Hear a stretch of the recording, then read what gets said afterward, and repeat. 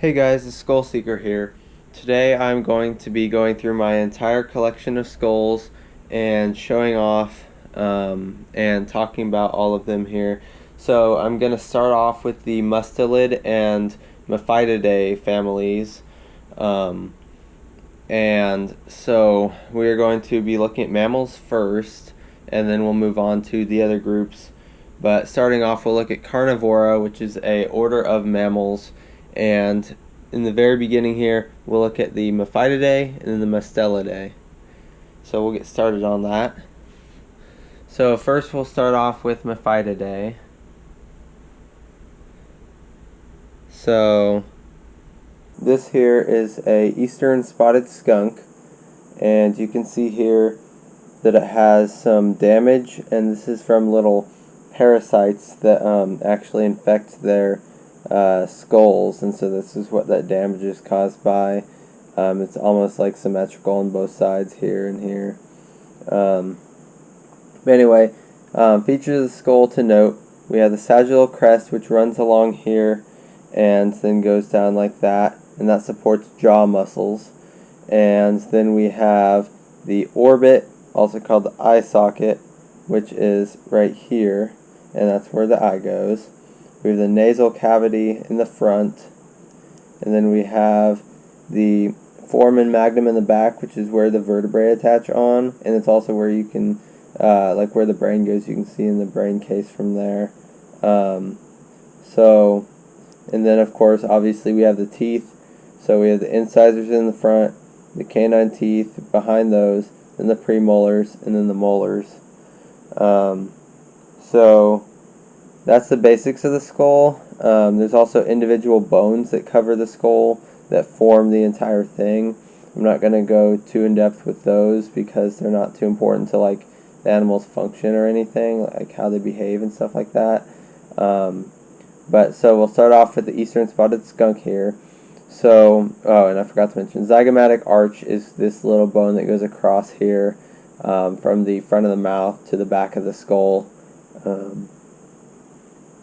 And so anyway, spotted skunk, so this is a omnivore, feeds on berries and insects and other small animals, stuff like that.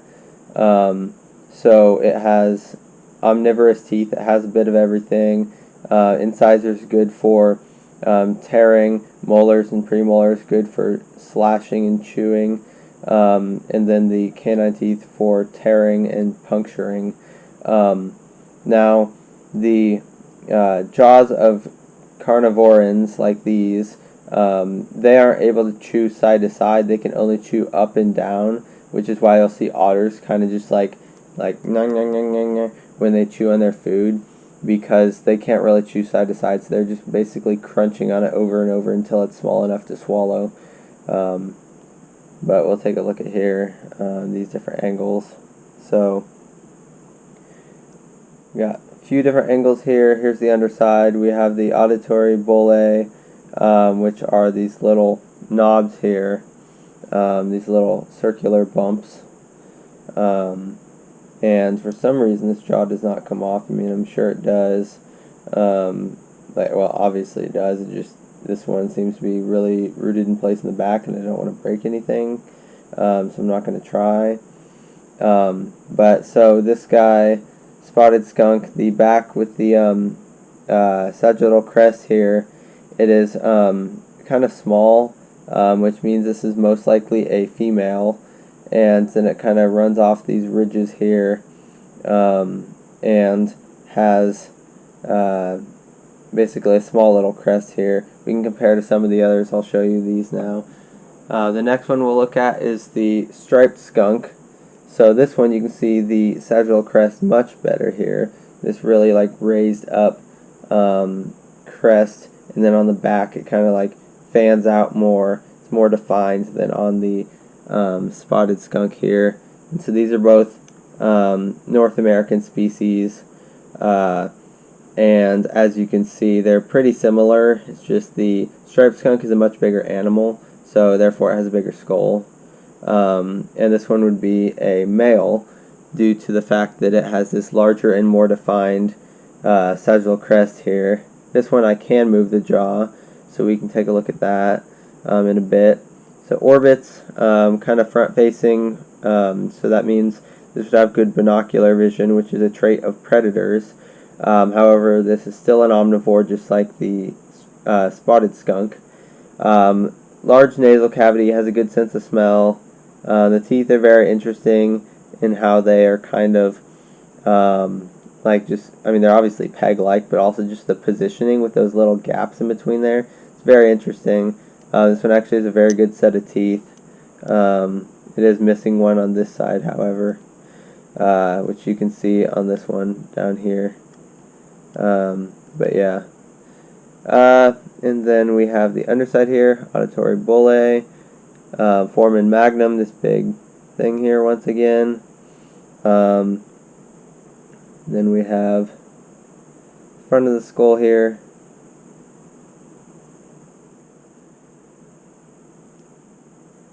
And then yeah, we can take a look at the jaw. So once again, up and down biting motion. They can't go side to side. That's not how their jaws work.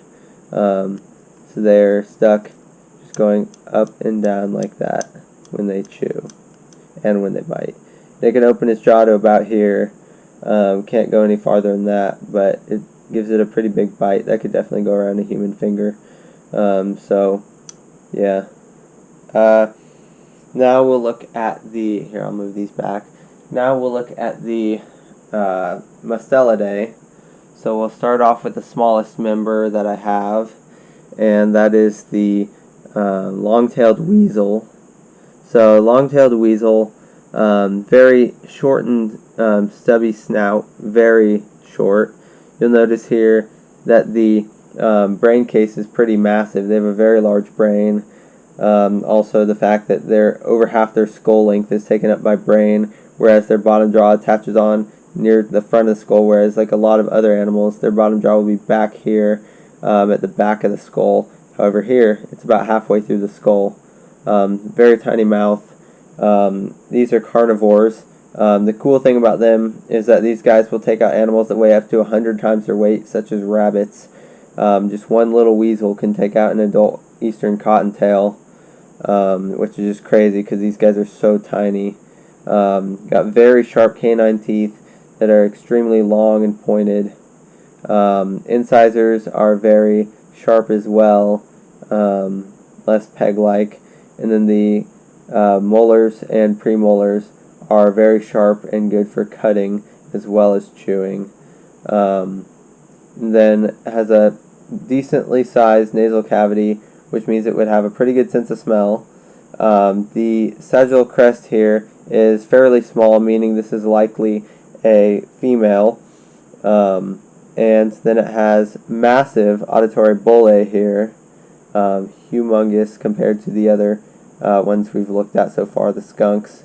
Then we have the foramen magnum, which is fairly large, meaning it would have large vertebrae that go and attach on here.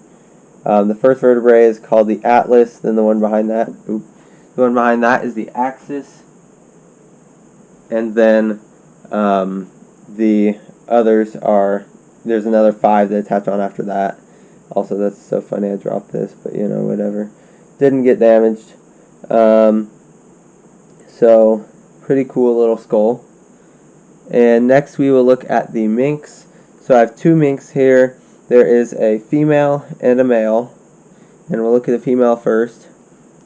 So female, of course, has the smaller sagittal crest, whereas the male has a nice big one, which you can see the comparison here. The size difference in the top and on the sides of the back of the skull here. There's a noticeable difference on both of these, so female, male.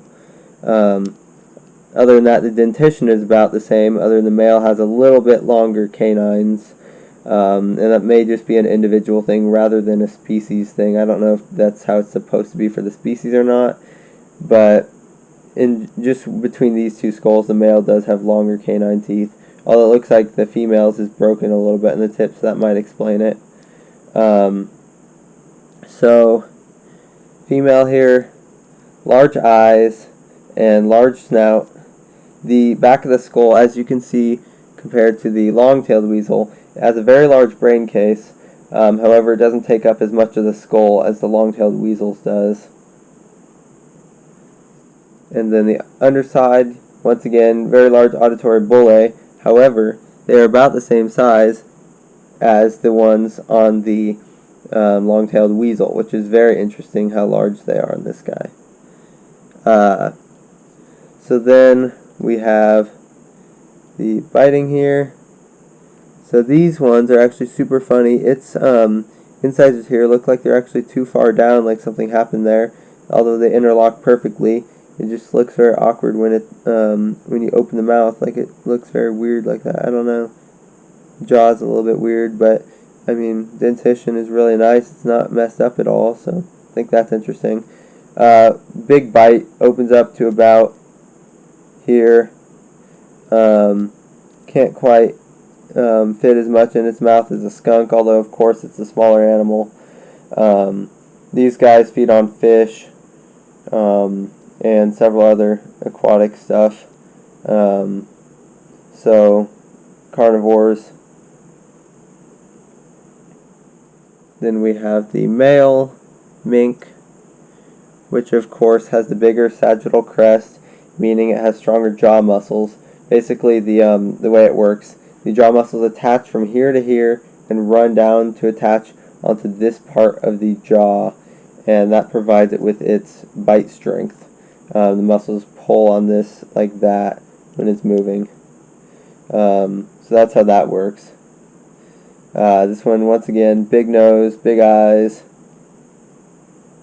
nice teeth. This one's teeth look to be about normal. The other ones were a bit weird for some reason.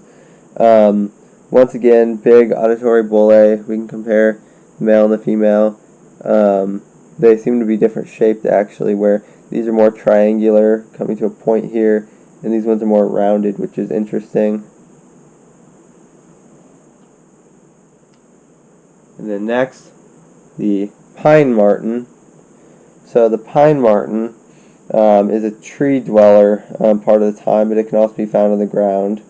So this one, we have these big, humongous canine teeth here.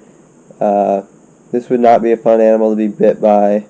And of course it has its little incisors too.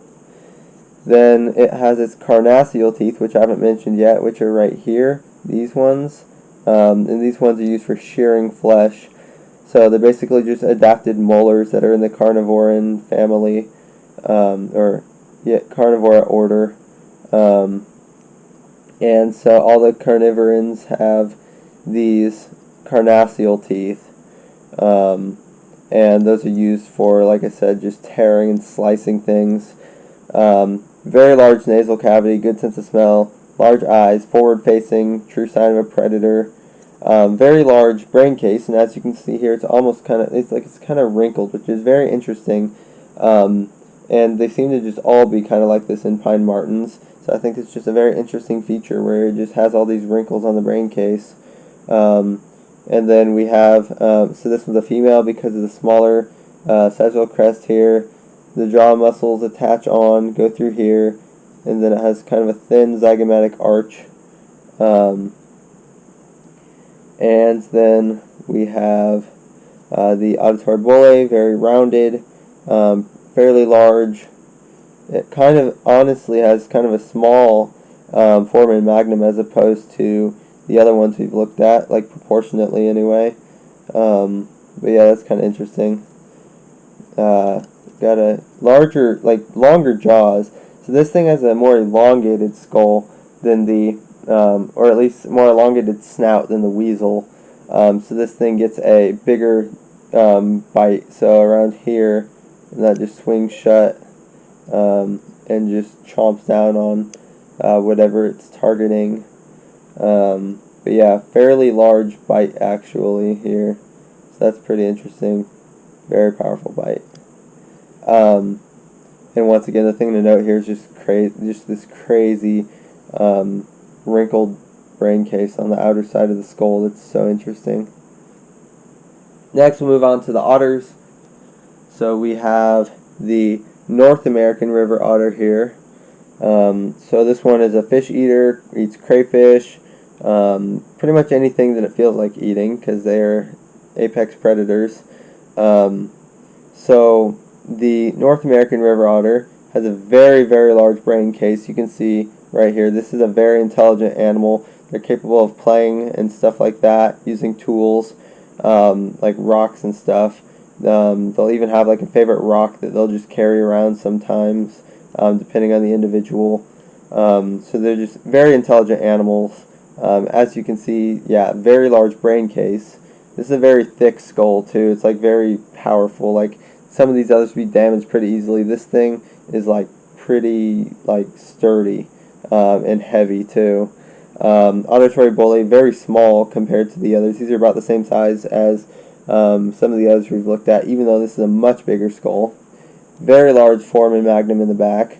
This one's a female, has a very small sagittal crest here. You can kind of see along the side of the skull, it has this little, like, you can kind of see this going on here, part of the sagittal crest, but it does not really like fan out in the back or on the top like a crest more. It's just kind of flat here and then kind of curves up on the edges. But here you can see long canine teeth, definite sign of a predator here. The incisors are a bit crowded in here, which is interesting. Let me look at this really quick. Yeah, so actually it has two of its incisors, because so the thing is they have 6 on top, 6 on the bottom. You can only visibly see 4. The other 2 are in like behind the front middle 2 here on the bottom jaw. The other 2 are just behind there, super crowded in the mouth, which is very interesting.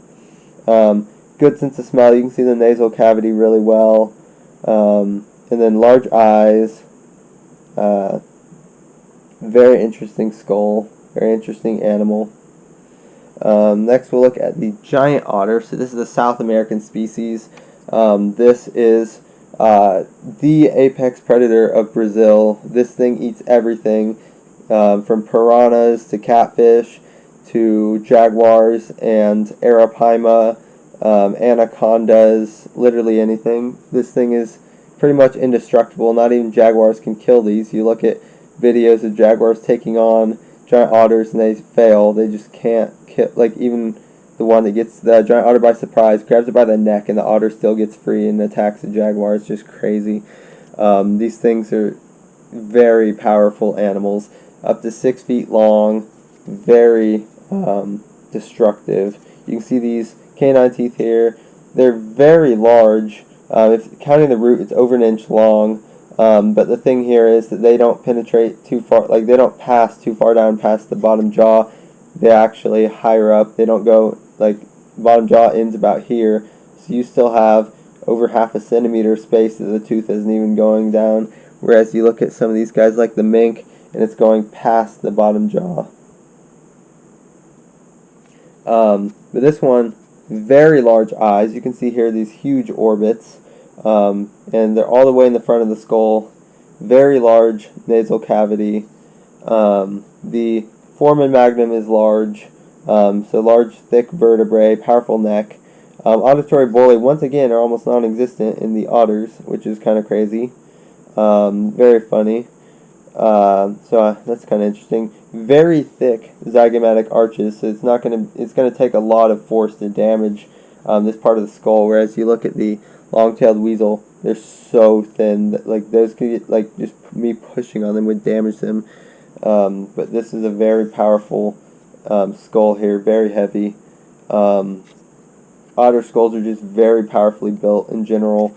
These carnassials on the jaw are just extremely sharp, extremely large. They'll crush through pretty much anything. They're very powerful. We can look at this here. They interlock. You can see here that these parts interlock into the inner part of this part of the carnassial. The inside of it gets locked in with the lower jaw. And then it has these little, like, kind of sensory buds here in the roof of the mouth. And this one, the teeth, it's missing one in the bottom jaw. They're not as crowded as on the North American river otter. However, they're still a little bit kind of crowded in there on this side.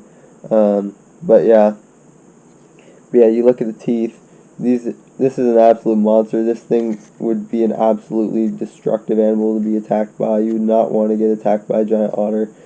The other thing you'll notice from the bottom, the jaws are actually not perfect. This individual had some kind of jaw issue. You can see it from the top too. If I put it like this, you can see it's not perfectly even. This one curves outward more, and this one goes straight up. So it's just the individual had some kind of jaw problems. I don't know if it's just born like that or got deformed in his life, something like that. But either way, it's still very cool skull, very cool animal. These are probably my favorite animal. Giant otters are just awesome. Once again, massive brain case. So just a very intelligent animal. These things, otters are crazy intelligent, but you can see that with all of these guys, where they all have a very large brain case. The mustelids are very smart animals. A thing you'll notice between these two otters is that the central part of the skull on the giant otter right here is much thinner than on the North American river otter. This one's actually fatter in the front. You can also see the part that goes out like this with the points over the eyes. Those are also bigger on the North American river otter. The giant otter is very thin, central part of the skull, but it has a very massive brain. And then the actual front of the jaws are also fairly thin on the giant otter. It doesn't have that big of a bite in terms of like width of its bite. However, the pure strength of its bite is just crazy. And I love how well the teeth interlock. But you can actually see here that the teeth are a little bit damaged right here. Like they have kind of grooves in there. Because of when this animal was alive, whenever it would bite down, its teeth, if I can get this there, its teeth would interlock. The inside is actually cut into its canine teeth on the bottom jaw. And that's just a factor of it biting down. Its teeth grew weirdly, so it was forced to chip away at its other teeth when it bit down. But yeah, this would not be a good animal to be bit by. That could fit your entire wrist in there. Just chomp down on that. Just chomp down and like just break the bone. This is crazy strong animal. Also a very large skull, over 6 inches long. But yeah, very powerful animal, and you would not want to mess with a giant otter. These are crazy strong. But yeah, especially note the large eyes, very large eyes, very forward, they'd be around here, very forward on the skull, front facing. So once again, apex predator. These are truly front facing. This thing has really good depth perception, binocular vision. It's going to lock onto its prey and it's going to kill it. And nothing's going to be getting away from this. This thing is determined to kill. These things are straight up murderers of everything. But yeah, don't mess with giant otters. Anyway, so that's it for the mustelids and the Mephitids, the Mephitidae and Mustelidae. So next we can move on to the canines. So we'll move on to those next.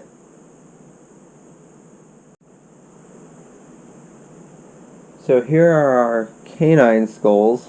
So first we have the coyote, then we have the red fox, Arctic fox, raccoon dog, and then the gray wolf. However, this is technically the skull of a border collie. However, all domestic dogs, all species of wolves, and dingoes are all actually just one species, the gray wolf. So basically, I mean, literally all dogs that are wolves or domestic dogs. Just this guy right here. So they're all gray wolves. But yes, this is actually from a border collie. But I call it a wolf because it is. Anyway, then up here we have our friend Yuri the Eurocyon, so a gray fox. So we're going to take a look at these now, and then when I'm done with these guys, we'll move on to the skeleton, and I'll talk about the skeleton too. So we'll start with the domestic dog, also known as the gray wolf. So here we go with this big skull, around a foot long, a little bit less. But anyway, you can see here, large nasal cavity, very good sense of smell. We got these really interesting shaped incisors that are kind of almost like branched. It's kind of interesting because instead of just being a peg, they actually have all of these like kind of really weird grooves in them, which is very interesting. Of course, this is a very old skull. It's been worn away a lot from just the natural elements being outside. The premolars here, carnassial tooth, the molars, and unfortunately I did not have the bottom jaw for this guy, but I guess it's just, yeah, that's how it worked out. You can see this damage here, here, all the stuff on this side. This was actually shot, I'm assuming it was put down by its owner, blasted right through the brain cavity with some type of gun. So it has a lot of damage to the skull. You can see like one bullet would have went in here and out here, and then the other one shot right through here and came out here. So shot twice. Also his cracks. This whole thing is cracked due to the gunshot wounds. So yeah, definitely put down by its owner. This one, it does have large eyes. However, when we look at some of the others, you'll see these eyes are nowhere near as large as that of the foxes, which is interesting. You can see these massive canine teeth here. So it's about that long, which is around 2 inches or so. So that's just crazy how large these teeth would have been. Like, well, how big they are when they bite.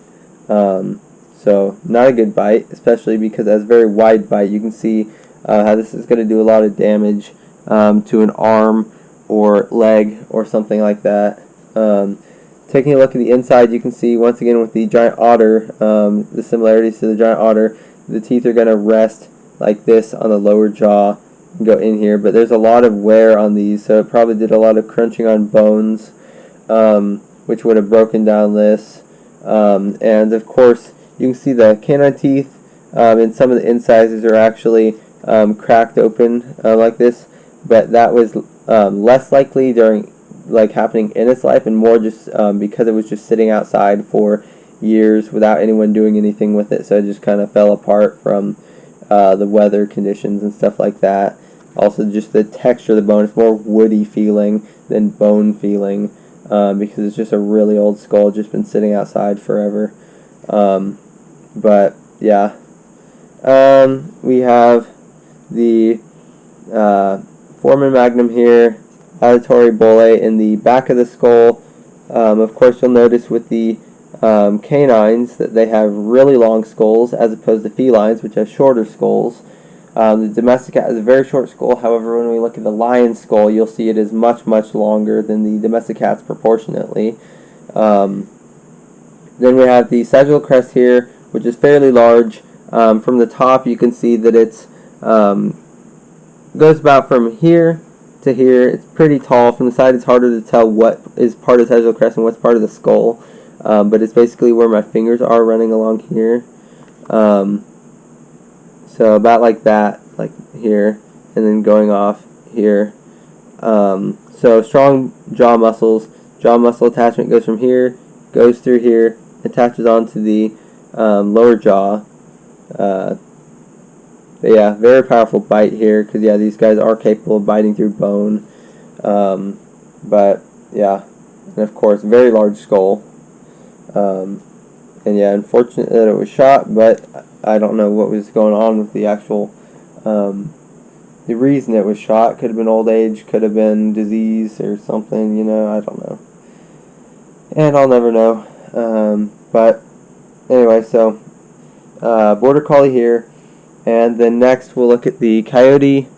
So this one, fortunately the jaw's glued shut and I never removed the glue because I just didn't feel like it.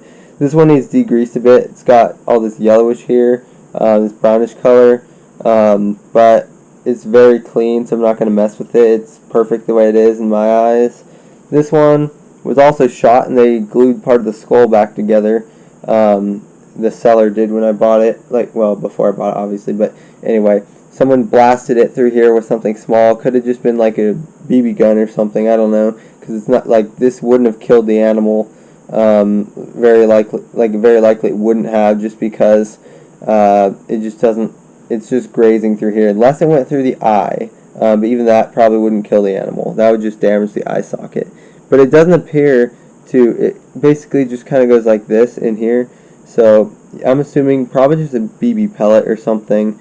But if I look at it closer, it's basically just kind of healed. That's just probably a sign that it wasn't a fatal injury, and it just died from some other method before it was sold to me. Actually, there's a bit of glue on the top of the skull. I'm going to peel that off right now if I can. Just hot glue. I don't know how I never noticed that before. But yeah, the coyote skull, it's going to be kind of hard to get that off, but whatever. Okay, I can't get it, but it's just right here. Coyote skull, once again, powerful jaws. You can see the nice, really nicely preserved premolars and molars, carnassial tooth. Unfortunately, it's kind of hard to see the lower jaws, carnassial tooth, but like it goes in here, right there, just kind of, like I said, with the giant otter, just locks in like that. Auditory bullae, very large. Here's the foramen magnum. This one has a large sagittal crest, however, the top part here isn't very raised. The back part, however, is very defined. But you can see here like that it's very defined there. Very large nasal cavity, which means definitely had a very good sense of smell. Once again, with the border collie, its teeth are very interesting because instead of just being little pegs, they are basically kind of fanned out, like they're kind of like spreading like this, instead of just being like a single peg, kind of fans out like that on each of these, which is very interesting. Of course, omnivores. The canines are omnivores, not strict carnivores. Wolves will eat berries and stuff if they have to. So that's just an interesting thing about them. So dogs are omnivores. Cats, however, are strict carnivores. Yeah, so here you'll see, once again, relatively large eyes. We can compare to the border collie here and see that the eye sockets are very, similarly sized. Actually, even though this skull is so much smaller, quite by at least 3 inches smaller, you look at the eye sockets and they're very similarly sized. They're very, they're pretty much the same size. There's obviously a little bit of a difference, and if you look at the top view, the border collie here has more of an arch on the top there, whereas this one curves downward. But if you would curve this one up, then their eye sockets would be pretty much the same size. Of course, the angle makes it, since this one in the front looks a little smaller, but to me, I can see they're about equal, which is kind of crazy. That this smaller animal would have bigger eyes proportionately, but I guess it's just how it works with coyotes. So, pretty large skull here. Next, we'll take a look at the raccoon dog, which I need to glue the bottom jaw together. Right now, it's held by a rubber band. However, this rubber band is actually broken because it was just super old, and it just needs to be. I just never got around to gluing the jaw together on the bottom, so it's just delicate, but I can still handle it without it coming apart. Once again, this one needs degrease. You can see how yellow this is. The back of the skull here is totally fine, but the whole front and then the lower jaw is just absolutely horrible, just yellow. But this is the first one we can look at with an open mouth, because one was missing the jaw, the other had a glued jaw. So smaller nasal cavity actually, still went out a good sense of smell. However, it's just not as big proportionately to the others. You look at the border collie, it's much wider too at the base of the nasal cavity there. So that's interesting. Very defined sagittal crest. This one has honestly, it's very interesting. It kind of fans out on both sides with this thinner kind of crest. And then it goes up and then fans out to the sides where you can see this kind of here. It's also like a very bumpy brain case. These ones have relatively large brain cases, but as you'll see with the cats, nowhere near the size. And then we have the large auditory bullae, and we can look at the teeth now. You can see the carnassials here, here, here, and here, and these just interlock, sitting in at the hinge joint, and interlock in here, allowing for it to bite. And the incisors are just like the other dogs we've looked at. However, these are more prickly and smaller proportionately. Canine teeth are very short actually on this guy, which is kind of funny.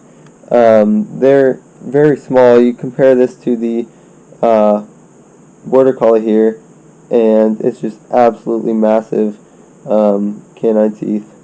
So I think that's another interesting thing here with the raccoon dog, also called the tanuki. Eye sockets, they're large, but at the same time, not very big proportionately to the skull. Forward facing, which is an interesting thing. As you'll see with these, they're all relatively forward facing, which is the sign of a predator, but they need that depth perception because since they're an omnivore, they are catching and eating live animals. So they need to be able to hunt this stuff down with depth perception, which means running between trees and just chasing things down in general. Prey animals don't have that depth perception, so they just are not as good at like escaping. Like, you know, it's like deers have just good enough depth perception that they don't run into a tree. Other than that, they can't judge distance very well, as opposed to the carnivores, which can lock onto a target with both their eyes at once, and it greatly helps them kill that animal. They can just track it down, judge how far, like how close they are to it, and how far they need to run or jump or whatever to snatch it. So that's an interesting thing, difference between the carnivores and the herbivores. Then we'll take a look at the foxes now. So the red fox, which is the most common North American species of fox. This one once again needs degrease. It's kind of brownish. And once again, relatively large nasal cavity, not quite as big as the domestic dog / wolf. And these big carnassial teeth. This one you can see that's very dangerous there. That's very sharp, very large. Would have been very good at tearing meat. And then the incisors are very crowded in here, kind of misshapen. So that's interesting. But what you'll notice with the canines is that, like canine species, not canine teeth, is these guys, their incisors, the sixth one, the third one, well, the third one on the outside, so those two, they actually are farther back on the skull as opposed to being in line with the other four in a row. They're actually farther back on the skull. Then the canine teeth go, and the premolars, and then the molars. So that's an interesting thing about these guys, but that's partly just because they have an elongated skull. Then you can see on this one really well. The others you couldn't really see it very well. These are the nasal bones right here, which is one of the many, like I guess two of the many bones that make up the rest of the skull.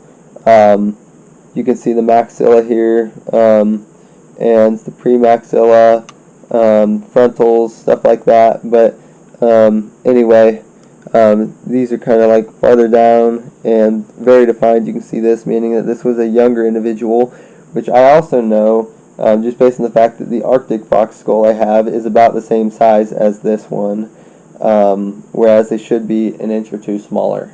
So this is just a very young red fox, not fully grown. Also, the zygomatic arch here is broken between the jugal and the squamosal bone.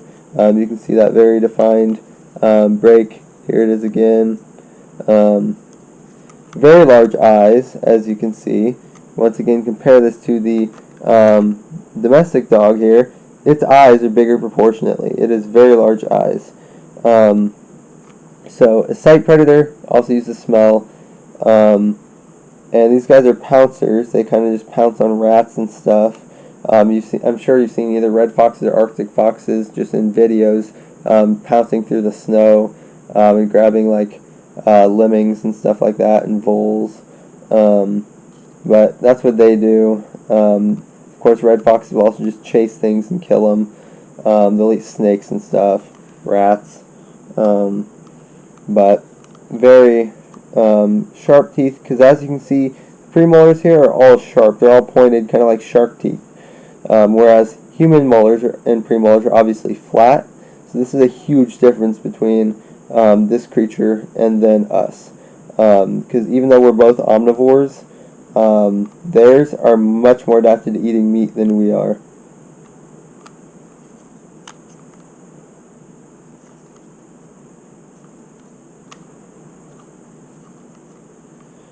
Next we have the Arctic fox. So this one has a weirder shaped skull. As you can see when I put these together, they're kind of similar, but this one has a bigger lower jaw, like thicker, especially in the front. So actually that's the funny thing, is that this Arctic fox skull is bigger than the red fox skull, whereas in reality red fox is a bigger animal. So it's just funny, this is just a very small red fox skull. That's the only problem with it. Like, that's the reason I couldn't tell if I was actually buying an Arctic fox skull, just solely based on the fact that it was only $14 for the Arctic fox skull, counting tax and shipping, and the fact that the red fox seemed to be smaller, which it is, which is very interesting because Arctic fox is a smaller animal. This is about as big as their skulls are going to get. But yeah, like I say, $14 skulls, so very awesome for Arctic fox skull, that cheap, because Skulls Unlimited sells them for like $190. So definitely a lot. Incisors, very in line there. These ones are just a little bit, the front two on the top jaw are a little bit messed up.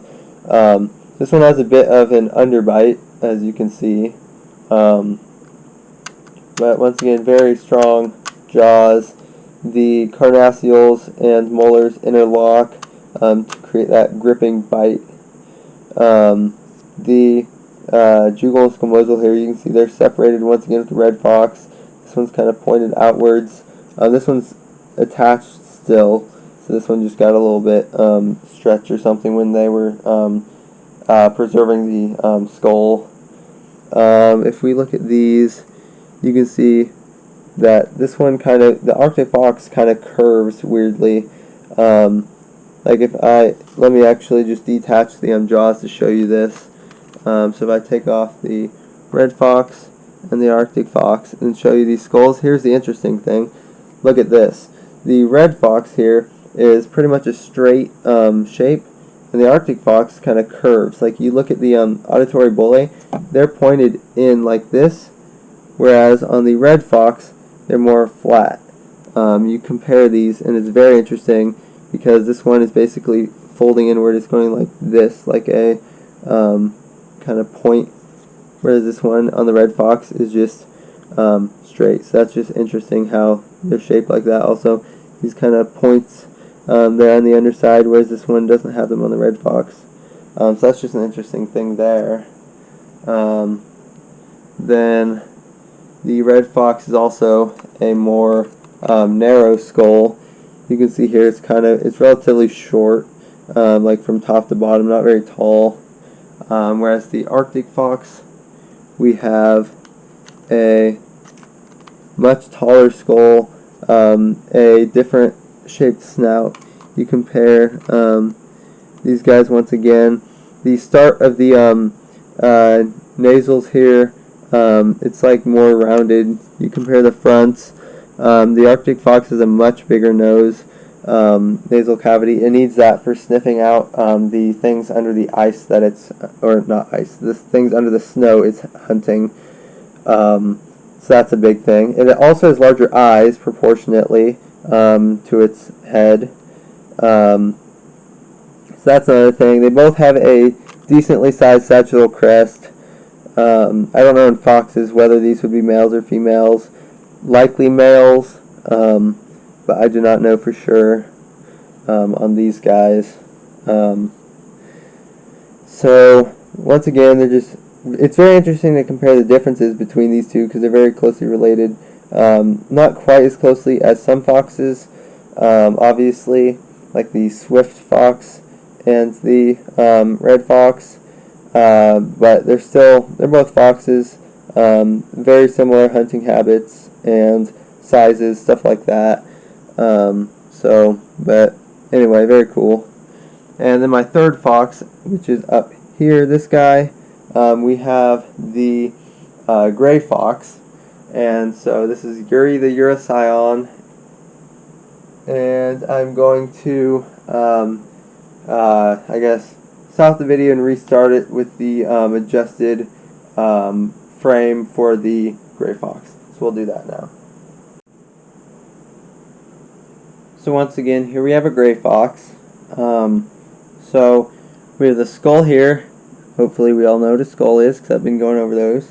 Then we have the cervical vertebrae with the atlas, axis, and the other 5. All mammals have 7 vertebrae in their neck. Then we have the thoracic vertebrae, the lumbar vertebrae, and the caudal vertebrae. And then we have the ribs. We have the scapula, is also called the shoulder blades. We have the sternum that goes down here, and the cartilage on the underside of the ribs. We have the humerus and radius and ulna. We have the carpals and metacarpals. And then we have, on the back, we have the pelvis. We have the femur. We have the tibia and fibula. We have the kneecap, also called the patella. And we have the tarsals and metatarsals. We have the claws. Then, of course, the caudal vertebrae is just the tailbones. And if this was a male, it would have a baculum, which is the penis bone. And so that's about it for the bones, at least the basics. But we'll look at the skull now, because you can get a look at all of this and see the skeleton from a ways away. But now we'll look at the skull itself and compare that with the red fox skull, to just look at some similarities, since the gray fox and red fox are both North American species. They're both fairly similar, different genera, and you can tell their skulls apart fairly easily. I'll be showing you that also, so stay tuned. Okay, so here we have the up-close skull of the gray fox, and I am now holding the tripod so I can move it around and get different angles. So from the top of the skull, you can see it has this kind of U shape here on the sagittal crest, and on the red fox, you can see that it has a V shape here. So that is how you differentiate between Vulpes and Urocyon. So now we'll just move this back to look at the gray fox here. So then here we have the orbit, once again the eye socket there, the canine teeth, the incisors, the molars and premolars, and of course they're all very similar to the other foxes, the other canines. Once again, the main difference is just the sagittal crest here being shaped like a U, as opposed to in the red fox being shaped like a V. So that is just the main difference there between those, and that's an easy way to tell apart the genera between Vulpes and Urocyon, because one starts with a V and has the V-shaped crest, the other starts with a U and has a U-shaped crest. So very simple, very easy between Vulpes and Urocyon. So other than that, it's a basic look at the skeleton here. So very interesting here. We have the nasal cavity and all of that. But anyway, I guess that's all for our canines. Next we'll move on to felines. Now we are going to be taking a look at my cat skull collection. So here we have the African lion. Here we have the domestic cat. the serval, and the mountain lion. Now, I'm also going to include the raccoon in this segment because I don't have any other skulls of a similar, like anything in that relating type of creature. Like we had all the dogs, we had the Mustelidae and the Mephitidae, but anyway, I don't have a ringtail skull or red panda or anything like that, so we are going to be including the raccoon in with the cats just for this segment, since I don't have any related animals, other than, of course, these are related to raccoons because they're all carnivora. But anyway, so we'll start off with the domestic cat because this is our most simple. So as you can see here, well, first of all, you'll notice it's missing some teeth. So missing, let's see, that looks like, well, yeah, only 2 teeth, one on the top, one on the bottom. Looks like it has 2 little holes in the top for teeth, but they have 3 on each side, split down the middle. So there's 3 here, and there'd be 1 more in the middle with another 2 that are already in place. Then they have, of course, the canines. So these big old canine teeth here that protrude pretty far down, and they use those canine teeth for killing their prey. They get that around the throat and suffocate it, basically. Although with domestic cats, they're killing things much smaller than them, so they often just break the bones while they're biting down, or crush the skull. Whereas larger cats, if like they target larger prey, so they'll grab it by the throat and basically latch on like that. And some will snap the neck, break through the vertebrae, like jaguars. They'll snap the necks of their prey by biting through their vertebrae. But anyway, this guy, and this is a real skull. It just, I don't know, it's kind of oily and not perfect. Like I say, it's missing some teeth. It's missing some on the top jaw. Obviously, there's one missing up here. So not a perfect skull. It's also kind of small. It's on the small side for a cat. Also has these kind of dents on both sides, so I don't know if that was, I don't know, cat got beat up a bit while it was alive or something, but it definitely healed. Probably didn't have brain damage. My cat personally has a few lumps on his head because he keeps banging into things. He's a weirdo. Anyway, you'll notice these humongous eye sockets here. So they have really good vision, really good sense of smell as well.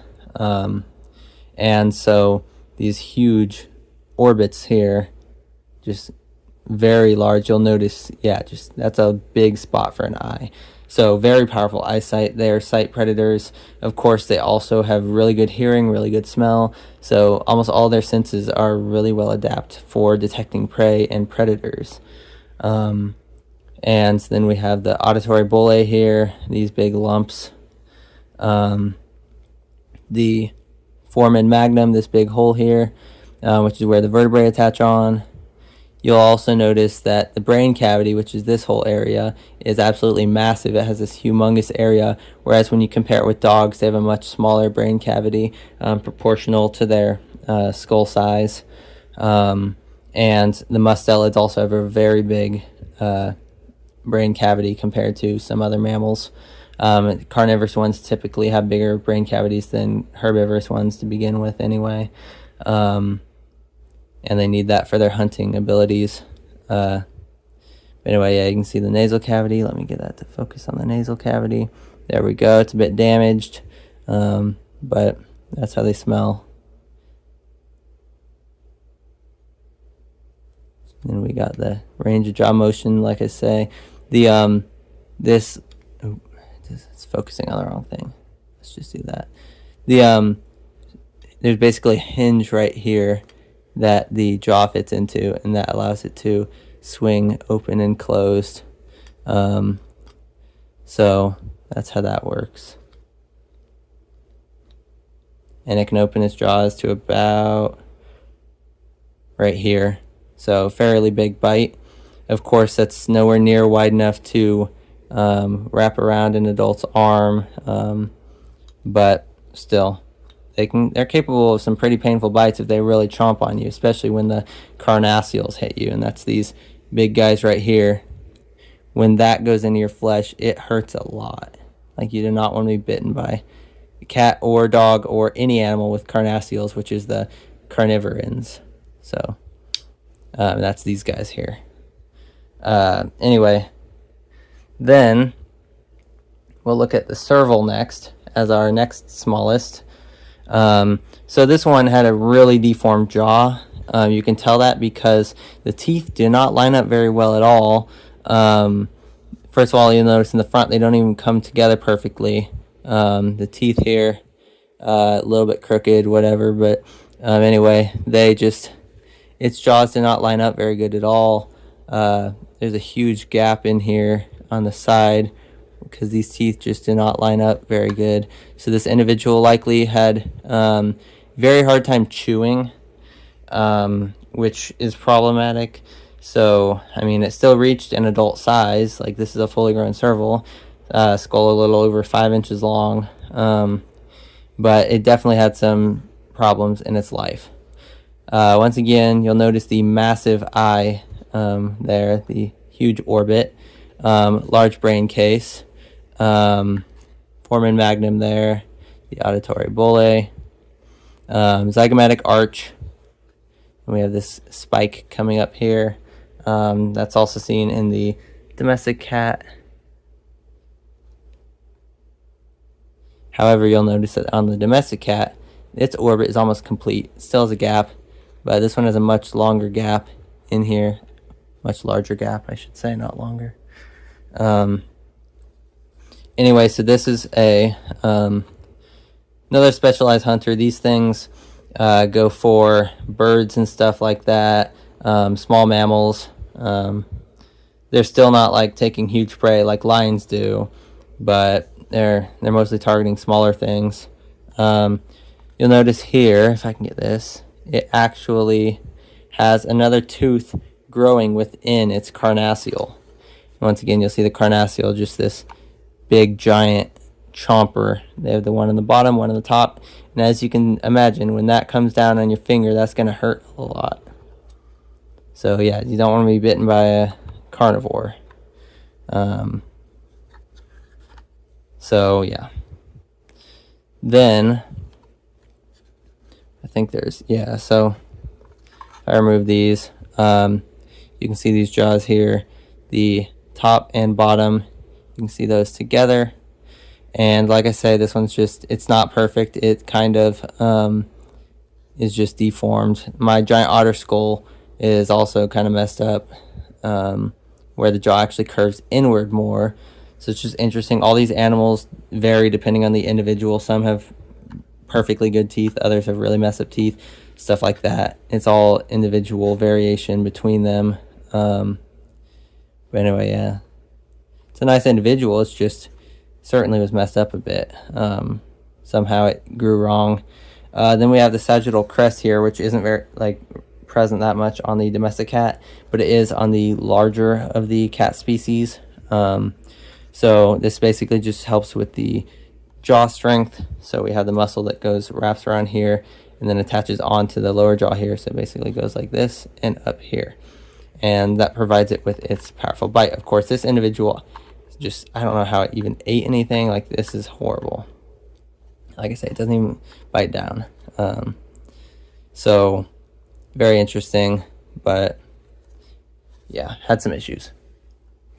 Next, we have the mountain lion. This one is very obviously a replica, 3D printed. Has some issues, like for instance, the top teeth are all chipped, but I'm assuming that was how the actual individual it was molded from was, because that would be weird for all the copies to be like that by accident. Of course, the nasal cavity is a little bit funky, but it is molded from a real individual. And this, if I remember correctly, is around 10 inches long, so around twice the length of the serval skull. And this one has got some real nasty chompers. Not want to get bit by those. You can see those nice carnasses here. This one's actually broken, chipped a bit, which is interesting. So whatever it was eating, something broke it at one point. And then this one is how it should look, with this big old tooth there. Then this one is actually chipped too. So that's interesting as well. But anyway, then we have the joint here. So this attaches on, and let me move the lion back. This has a nice strong bite, if I get this lined up right. There. Very strong bite. Just chomps in there, crushes its prey. Now these are ones that would go for the throat or spine because they actually are big enough and strong enough to break the bones of their prey, at least larger prey animals. So its jaw opens about like that at its maximum gape, and then swings shut and crunches into its prey. Very dangerous weapon. Once again, very large eyes, large nasal cavity. The auditory bullae are large, very round. Foramen magnum here. Sagittal crest, even bigger than in the cervical because we actually have part of it right here, whereas it wasn't, because on the cervical it's just this piece, but now we actually have a crest running along the top, as well as just in the back, and then we have this inflared part. You can also see, once again, big brain cavity right here, so pretty intelligent. Of course it needs that smarts to kill its prey and go about its daily life. And yeah, nice individual here. Had some issues, of course, with its life. Not perfect, no animal is, but like the chipped teeth. But it was apparently doing just fine. This is, fully grown adult. So yeah. Then, last of our cats, we have the African lion. So very big guy here. This is a 15-inch skull, very large individual. Of course, they do get bigger. So that's the thing, is that you can find lions with a bigger skull than this. Give me a second. There we go. Okay. You can find lions with a bigger skull than this. Sometimes they'll get up to 17 or 18 inches at the very maximum. They can be absolutely massive. Already, this is a very massive skull. As you can see, big, gigantic canine teeth. This tooth is over 2 inches from here to here. The part that goes into the body, into the skull, goes all the way back here. So we're looking at a tooth this long, which is, around 5 inches, which is just absolutely crazy. So just very large tooth. And of course, the bottom jaw ones are also very large, not quite as big, but they go into about here. So you can kind of see how it lines like that. So the tooth goes from here out here. But yeah, very powerful bite force here. And of course, that is backed up by the sagittal crest. Once again, it's even bigger than in the mountain lion. We have this very long crest that is very deep. You can see it just runs down here quite some ways, sticks out very far in the back of the skull. Then we have the foramen magnum back here on the underside. Very large eyes, once again. We're talking, if this was out here instead of being here, it would be approximately baseball size. Oop, bumped the camera. It would be approximately baseball size if this extended out farther. But the width here, from here to here, is about a baseball. So it's very large eyes.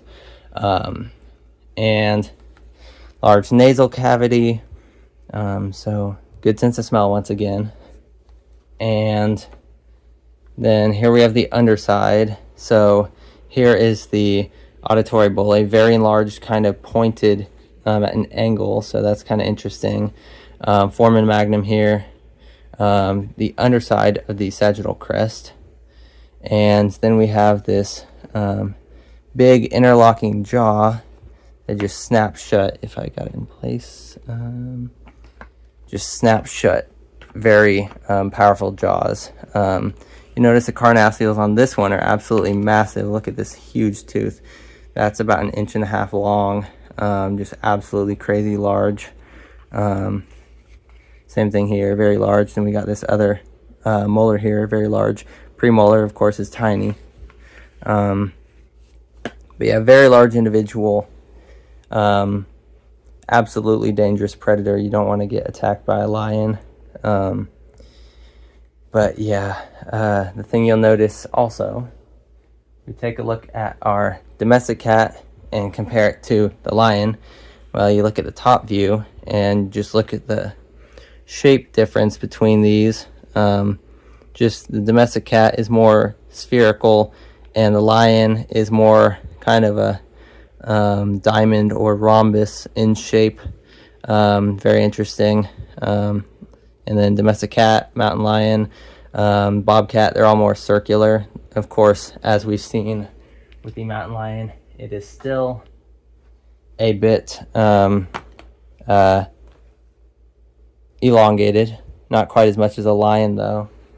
And then if we take a look at the serval, it is more like the domestic cat as we've seen. So the lion just has a very large sagittal crest. Now we will move on to the raccoon. So let me move these out of the way. So here we go. Here is a raccoon.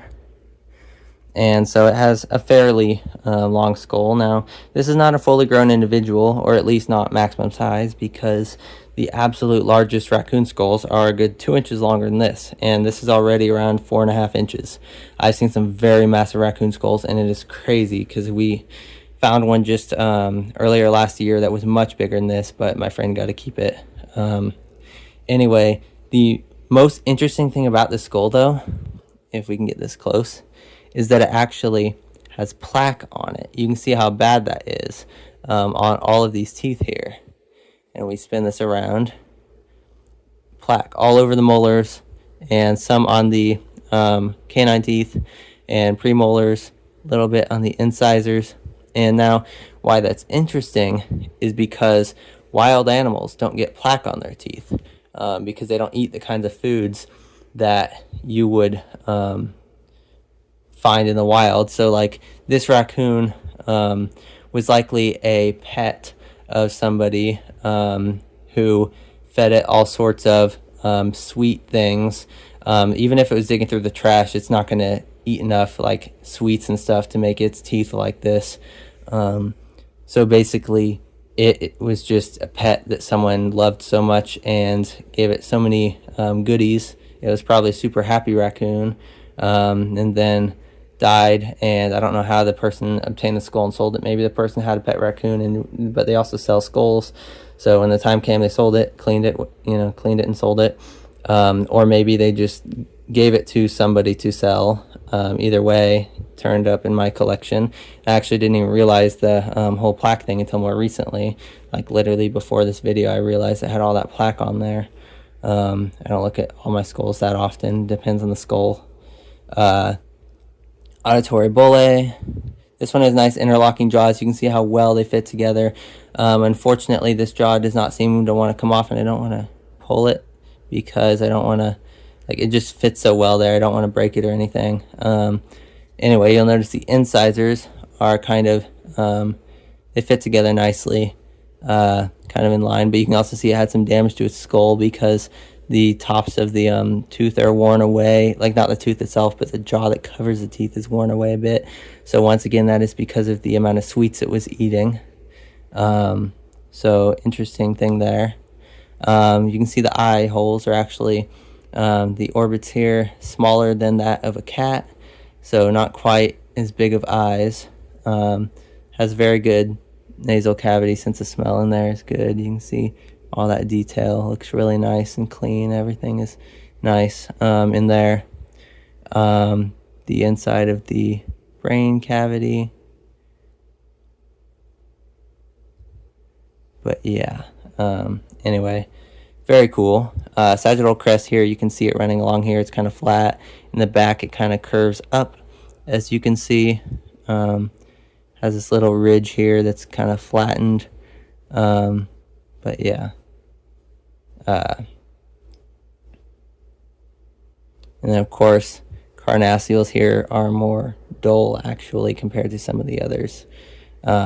As like some of the other carnivores. So interesting there. But yeah, that is it for our cat and raccoon collection. So now we will move on to some more mammals. Now we'll move on to our next set of skulls. So these are more mismatched. We have the 9-banded armadillo, the hedgehog, and the Virginia possum. So we'll start by looking at the possum. Now this one has its jaw glued shut. Well, I guess jaw glued open. Anyway, this one has a deformed jaw. As you'll see, it's kind of hard to see on camera, but anyway, you can kind of tell that it curves weirdly. So once again, this individual, because this is straight, its jaw is just very curved. Anyway, so this was a deformed individual. Once again, this is a small skull because I've certainly seen possum skulls out to here. So very interesting. But yeah, deformed, curved jaw. You can kind of see from the front there that it's misshapen. This side goes down farther. This side curves weirdly. Anyway, has a nice set of teeth though. You can see all of these. And possums actually have more teeth than all the other North American mammals. They have quite a lot here. You can see all these molars and premolars. Then they have the canine teeth. What makes them really interesting is the top teeth. So here we have these two kind of like fang ones straight in the front. And then we have another 4 behind those. So that's 10 teeth in the front up here. Whereas all the other carnivores, as in carnivora, all of those only have 6. Primates have 4, and then some of the, depending on what they are, the herbivorous mammals, some have 0, some have 6. Just depends on what you are. There's other combos as well, but a lot of them, like cows, have 0 up there. Only have some on the bottom. Big canine teeth here, going straight down. Big ones on the bottom too. But all these are very sharp. You can see how pointed all these molars are here. All of those are just running along there, super pointed, with like multiple points on there. And you'll notice the massive sagittal crest. So that gives it extreme jaw muscles running along here. You can see how tall that is. Of course, it's also curved a little bit, as you can see, so it's not perfectly straight. But yeah, so very strong jaw muscles, runs down here through the jaw onto the lower jaw, and eye holes relatively small. Of course, the orbit does not completely connect with the zygomatic arch curving up here. There's quite a gap. Kind of a small nose. Has these nasal bones that extend forward. So very interesting. The thing with possums is that they will play dead, but if you actually pick them up, and I've noticed all the ones I've been around don't actually play dead. They kind of just run away. And if you manage to catch them, which I have sometimes, you can just pick them up, and they will they won't bite. They kind of just sit with their mouth open. They don't bite. They can't carry rabies because of their body temperature, and they're just really gentle. They just kind of look intimidating because they just sit with their mouth wide open as if they were like screaming, but they're funny little dudes, harmless, pretty interesting creatures. And of course they do make good pets. Same with skunks. But yeah, very interesting. You can see the teeth here. Here's the top view of the, or I guess bottom view of these top teeth. So very interesting looking teeth here. Very weird. But yeah, overall pretty cool. And then the auditory bullae are almost non-existent in this guy. Just these little tiny things in here. So that's very interesting. But yeah, like I say, this is a small individual because their skulls get much bigger. Still, it is a fully grown adult. The other thing is they only live for, in the wild, 1.5 to 2 years. In captivity, they can live up to 4, but that is because if they're captive, then they usually don't breed. It's the fact that they mate and then have so many babies that kills them so fast, because they just can't handle having that many offspring and raise that many and all that. It just takes so much energy that they don't have very long of a life at all because of the amount of effort they put into raising those offspring. So that just shortens their lifespan, which is why in captivity they can live over twice as long. Hedgehog. Now this skull's a bit rough. It's glued quite a lot because all the teeth were loose, and it's just not a good job. So it's kind of hard to get a look at the teeth here, other than you can see that it has some very weird placement. All these random sharp little things running along here, kind of peg-like teeth. Two, if I can get this, two big incisors in the front on the top and the bottom. Kind of interesting nasal cavity there, kind of goes in. Fairly large eyes, sticking out here in the front right there. Has a pretty decent sagittal crest actually running along here and then fanning out. So pretty good jaw strength. Once again, it has tiny auditory bullae right here, and then the little foramen magnum.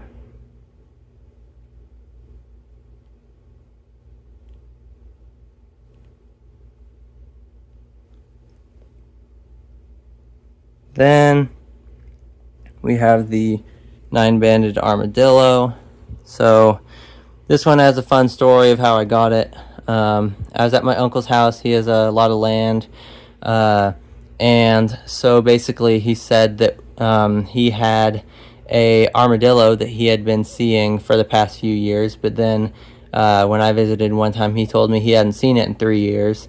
So we went out to where its burrow was and just reached in there, started pulling out tons and tons of bones. So we got, the only thing I kept was the skull. I could have, I guess, kept the top part, but that was just kind of gross, and I don't know, just, you know, leprosy, whatever. So I just decided to take the skull. It's not perfect. It has a damaged zygomatic arch on this side. Probably could have found that actually, because it looks to be pretty cleanly broken. This side has it. But anyway, it was a pretty intact skull for being in the ground for 3 years in a sand pit. That's also why it has this color, because it was in the sand. It dug its hole in sand underneath the car. So pretty interesting. Anyway, eyes are kind of far back in the skull. You can see it could not see forward at all. No binocular vision. It very much had vision on the sides of its head. Eyes are just very back on the skull, very far back. These ones definitely have little peg-like teeth, tiny little pegs, and of course they have quite a lot of teeth, nowhere near as many as the possum due to its the incisors in the front. This one does not have any incisors in the top or bottom jaw, and a very pointed bottom jaw. There's like a hair on there, or glue. Anyway, pointed bottom jaw, and then the little peg teeth. So we'll put that back on there. Here's the front view. It's a very pointed, weirdly shaped skull. Interesting nose is kind of cavernous. Actually pretty large. Auditory bullae are in here, kind of within the skull. And then the foramen magnum. Yeah, it's a pretty old skull. It's actually, like I say, pretty good condition for just sitting around in a hole for 3 years. But anyway, it's a pretty cool skull. And of course, these are not carnivores, so you can tell that by the teeth, obviously, because it has nothing sharp and nothing to tear with, no incisors, no canines. So it's just a very different skull, and especially more elongated than what you see with the carnivores. So just pretty interesting. But yeah, now we will move on to some more mammals. Now here we have the rodents and then the lagomorphs, which are rabbits. So we have an eastern cottontail, black-tailed jackrabbit, muskrat, hamster, North American porcupine, little mouse, beaver, and giant flying squirrel. And sadly, that is my only squirrel skull. I have not obtained a fox squirrel or a gray squirrel or literally any other kind of squirrel, so it's kind of sad. But anyway, so I guess we'll start with the lagomorphs. So first up, we have the cottontail rabbit. So this one is not fully grown. The skulls are bigger than this when they're fully grown. You can see this kind of texture-y thing right here on the skull, this kind of little porous kind of thing, which is interesting. Also, it is missing the nasal bones, so there would be something sticking out here covering this, but there is not on this individual. So the thing you'll notice, if my camera would like to focus, is that with rabbits, I can get this detached, you can actually see that on their top jaw they have an additional 2 teeth behind the front 2 incisors, whereas rodents do not have those extra 2 teeth. So even though these skulls look a lot like squirrel skulls, you can tell them apart basically. You just look for those 2 teeth on that top jaw. Now I just need to, yep, there we go. Okay. So yeah, man, this segment does not want to be recorded by the camera. It just does not want to focus. So relatively large eyes. You can see the orbit here, pretty large eye socket. The zygomatic arch is complete. It wraps all the way around. And then we have the little molars here that grinds things like grass and dandelions, weeds, you know, stuff like that.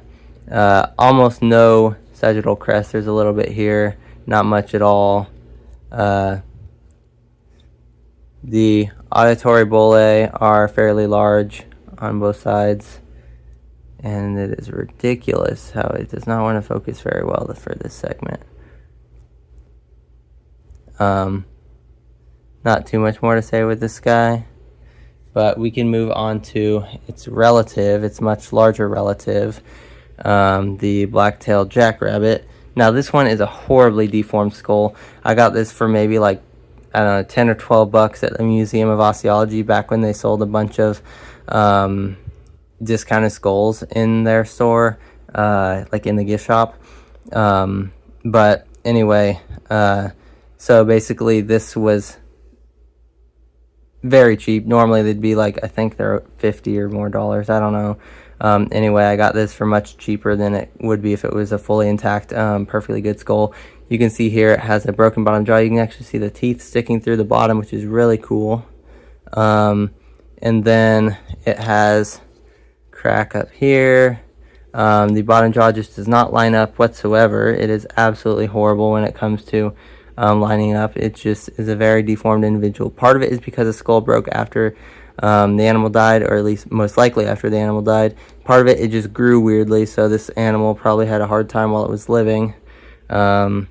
But yeah, big auditory bullae. The hole right here where you can see the teeth, that's kind of cool. Very long incisors here on the bottom jaw. The top jaw also has long incisors. Notice how they are white instead of orange like rodent teeth. The rodents have the orange teeth, orange on the outside anyway, and that is stronger than the white. So basically when they're chewing, it wears away into a chisel shape, which these are already kind of chisel shaped. Once again, you'll see it has those 2 other incisors behind the front 2 that are smaller. This kind of, once again, porous, kind of webby texture, which is found in all the rabbits. Then here's the nasal bones I was talking about. You can see how this extends outward as opposed to this skull where it doesn't have the extra piece sticking out. So that's a noticeable thing there. Big, gigantic eye sockets. Of course, these guys also have very large ears that stick upward. So very good sense of hearing, very good sight. Got these kind of bony protrusions on the top of the skull above the eyes, and just kind of the eye sockets just kind of go out and penetrate out from the skull. You also notice how this just straight up comes out on both sides, on the front and the back. There's little gaps there. So that's another interesting feature of rabbit skulls. Also the teeth, you can see how they are actually right here. So you can see these are such long incisors that they run almost like into the eye on both sides there. You can see that. Same thing with these. They go all the way to the bottom of the jaw. That is how long their teeth are. That is crazy. And that's because they never stop growing, so they basically grind stuff down. So very interesting there. Very, very large teeth. But yeah, interesting little fella. Then we'll move on to the rodents. So we'll get the big old beaver out of the way next. So this looks like a fairly large skull, you know, it's like pretty big compared to my hand. I have about a 7.5-inch hand. However, this is not as big as beaver skulls get, and I know that because I've seen things a good 2 inches longer than this, which is crazy to think about. But this is actually kind of small beaver skull compared to some of the ones I've seen. My college's collection has some absolutely massive beaver skulls, way bigger than this. But once again, like I was saying, we have the orange teeth, and that is the outer coating, and then it has iron, which is why it's like that. The inside is then whitish, and you can see that really well at the bottom ones. Oh, come on, stop focusing on the small things. You can see that really well with this orange here, then the white here, and as you can see, it is chisel shaped. You can also see that this one is shorter than the one on the other side, and that's just how they grew, I guess. It chiseled down on one side more than the other. Either that or it's just not pushed all the way up in the skull. This one was glued like this. Bottom jaw is glued like that before I got it. The seller did that. You can see the glue, the hot glue on the teeth gluing the skull together. But yeah, and there's a nasal cavity in there, very interesting looking. Then we have the eyes, which are on the top of the head, and that is because when they're swimming, that way their eyes will actually be out of the water and they can see things while they're swimming through the water. So just up on the top of the head. Then we have zygomatic arch running through here, fairly wide. We have these little kind of ear things, which some rodents have. Some rodents have some really long ones, which gives them there's one that's kind of nicknamed Shrek because it has these really long protrusions that look like Shrek's ears. I forget what species that is, but anyway, it's very fascinating. But yeah, you can see the incisors on the inside there. And notice how they are not orange like not incisors, the molars. Notice how the molars are not orange like the incisors are. So they're white. They have a little bit of staining on them, but that's not from iron or it's not orange like these. It's just staining from probably food it ate. But yeah, big old blocky skull. Then next, we'll take a look at the next largest one. So this is the North American porcupine. And its teeth are very interesting. They're kind of rounded, very large, kind of have these little indentations in them, which is kind of funny, very interesting looking. And then once again, we have these orange outer layer on the incisors, and the inside is white. The eyes are not quite as high up as the beavers, but they're still pretty high up. These guys climb trees as well as being on the ground, but they spend a lot of time up in the trees. Fairly large nasal cavity. Has these very big openings here, which is kind of funny. You can just see how massive they are compared to several other animals. Like we look at other things like this flying squirrel, and they're just tiny little dots right there. Meanwhile, you have these absolutely massive ones in the North American porcupine. And so it has quite a bit of a sagittal crest here. Fairly large, curves up to the edges. Decently sized eyes. Very big auditory bullae. We compare this to the beaver. Sagittal crest here. The beaver has a smaller sagittal crest than the porcupine. As you can see, looking at those, it's more defined on the porcupine. But yeah, they kind of look pretty similar. It's just the porcupine has a more unique shape to it. And of course, eyes are lower than the beavers, which are all the way up there. Okay, next we have one that looks a lot like a beaver but smaller, the muskrat. So this individual has very, very long incisors here, just going straight out. The top incisors are much smaller, at least on this individual, than the bottom ones. These are actually extremely sharp and pokey, which is interesting. They were not ground down very much while it was living, so that's very interesting. I also feel like this is quite a small skull because muskrats definitely get bigger than this in terms of skull size. So that's just another thing. The teeth has these little peg-like teeth. You can see those really well. Very interesting looking. Let me just zoom in. Has a little bit of kind of orangey color on the inside. Very fascinating. Big, giant auditory bullae. Eyes, once again, on top of the skull.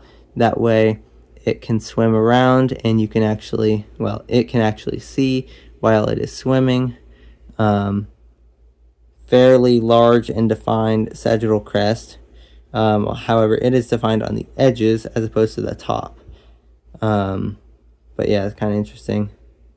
Then the snout, and of course this is a kind of gross skull. I don't know what's going on here, but it's not very cleaned. But anyway, it's just a interesting little guy. Yeah. Then we have next the hamster, for all of you people, and for dropped it, and for normal people we have hamster, but I like to call it a hamster.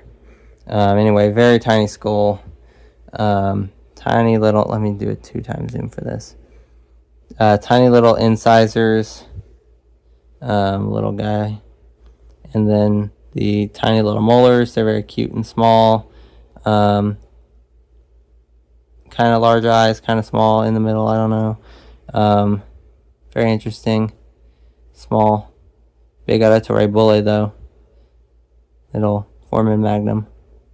Very interesting. This was like an $8 skull, which is funny because they're normally $35 from Skulls Limited. This one was put in the discounted stuff for some reason, which implies it was damaged. However, it is totally fine. No sign of damage anywhere. Maybe the top is a little bit of cracks, but I think that's just growth.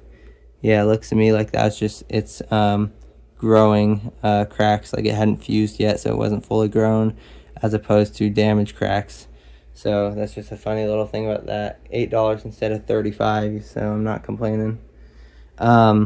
This is a mouse skull taken from a owl pellet, or an owl pellet.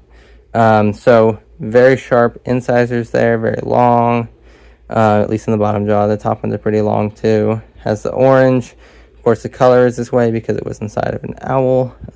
So it's kind of a bit digested, but of course they can't digest bones, so they vomit them up, which is how you get the pellets. The back of the skull is missing, still has a little bit of fur on there.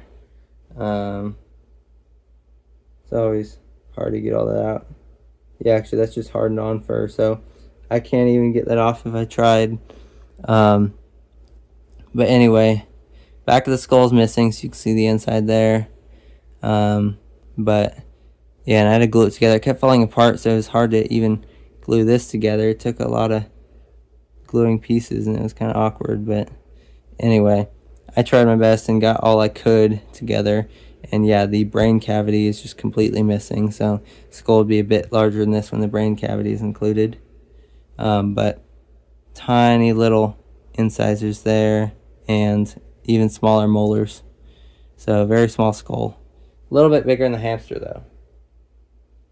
Then finally, out of our rodents, our last one is the giant flying squirrel. So this is the world's largest squirrel, if I remember correctly, or at least largest tree squirrel. There are larger ground squirrels, but the largest tree squirrel, And the biggest flying squirrel species, the giant flying squirrel, they get up to 3 feet long, counting their tail. Absolutely massive.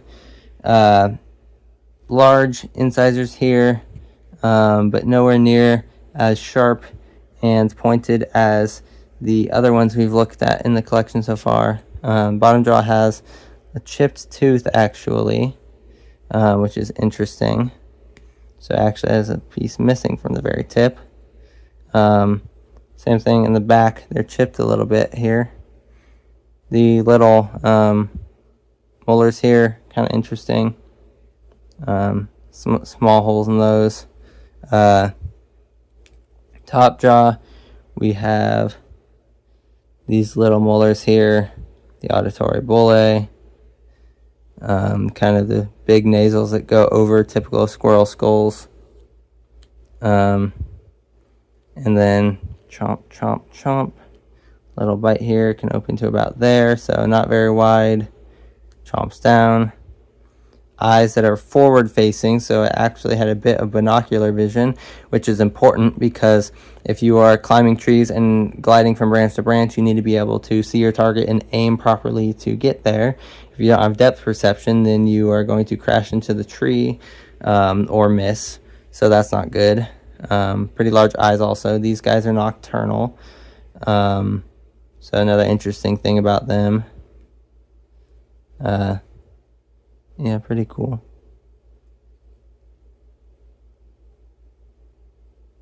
Very pointy bones coming out here.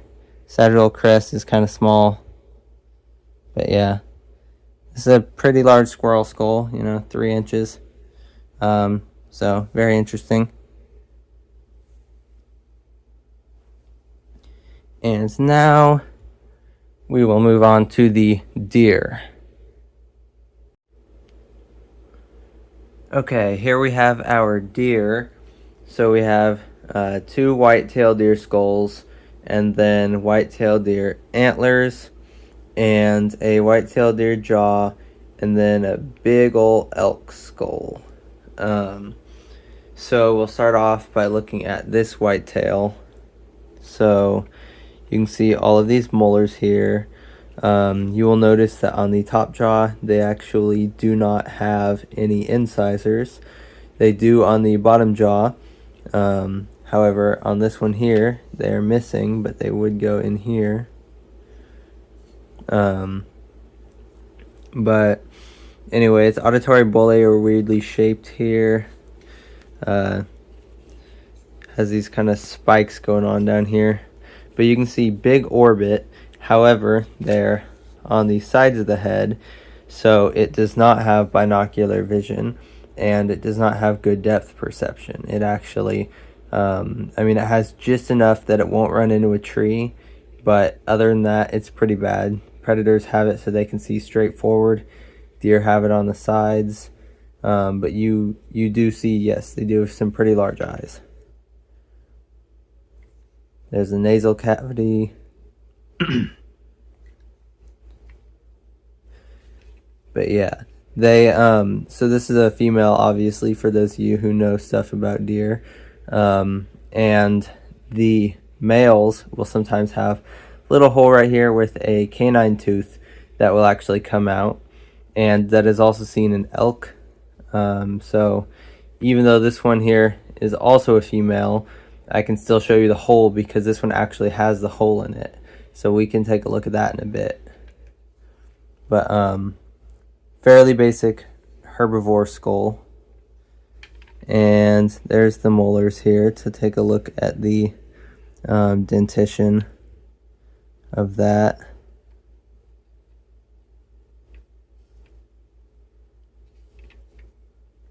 I'll move that farther back. This is the other one. Now this one has a loose tooth that I've not glued in yet, but that's okay. I just got this one a few days ago, and it is a lot more damaged than the other one, but you can still tell it's a deer.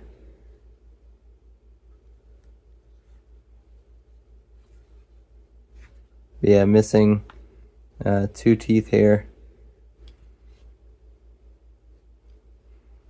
but this one is loose, so we can actually take a look at its roots here. So that's what the root of its teeth look like.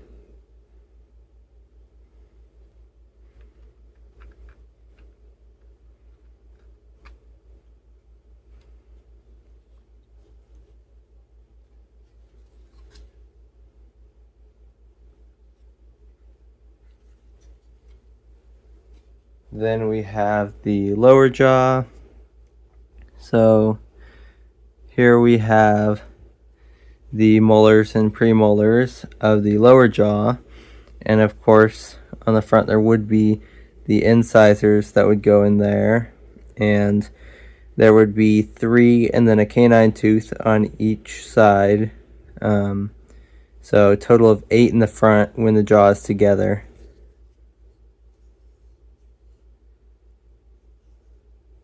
And there's a look at these teeth here.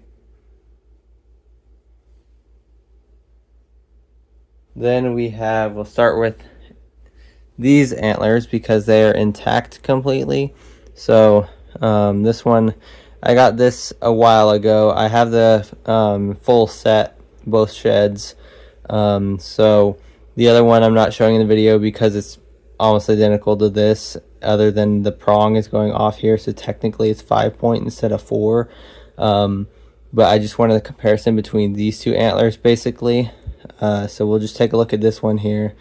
But we got this coming to a point on each one of these, and so you can tell this is a whitetail antler because the whitetail has spikes coming off, whereas the mule deer has forks. Instead of just one spike, it has 2, one branching off of here. So that's how their antlers look. But yeah, and honestly, looking at these, they don't even seem real. Like, antlers just feel and look fake. I don't know why, just something about them, but it's interesting. Anyway, this is how you can tell it's a shed, because this came off of the skull. If it wasn't a shed and it was sawed off, there would be a clean cut there. So this is what attaches onto the skull of the deer, and these basically just break off, and then you can find the sheds. But yeah, that's the attachment point right here. That's all the bone basically that was attached to the skull. And sadly, I don't have a male deer skull to show you that, just the female. But anyway, it's a nice one. Then the reason I want to compare is because this is one I got much more recently, but the thing you'll notice here, it has been chewed on all of the points by rodents. So here we have if it will focus, we have a little chunk. The very tip has been chewed off. This one was left alone. This one has been chewed on the back side, and the whole thing is just chipped because something has gone at this and chewed it apart.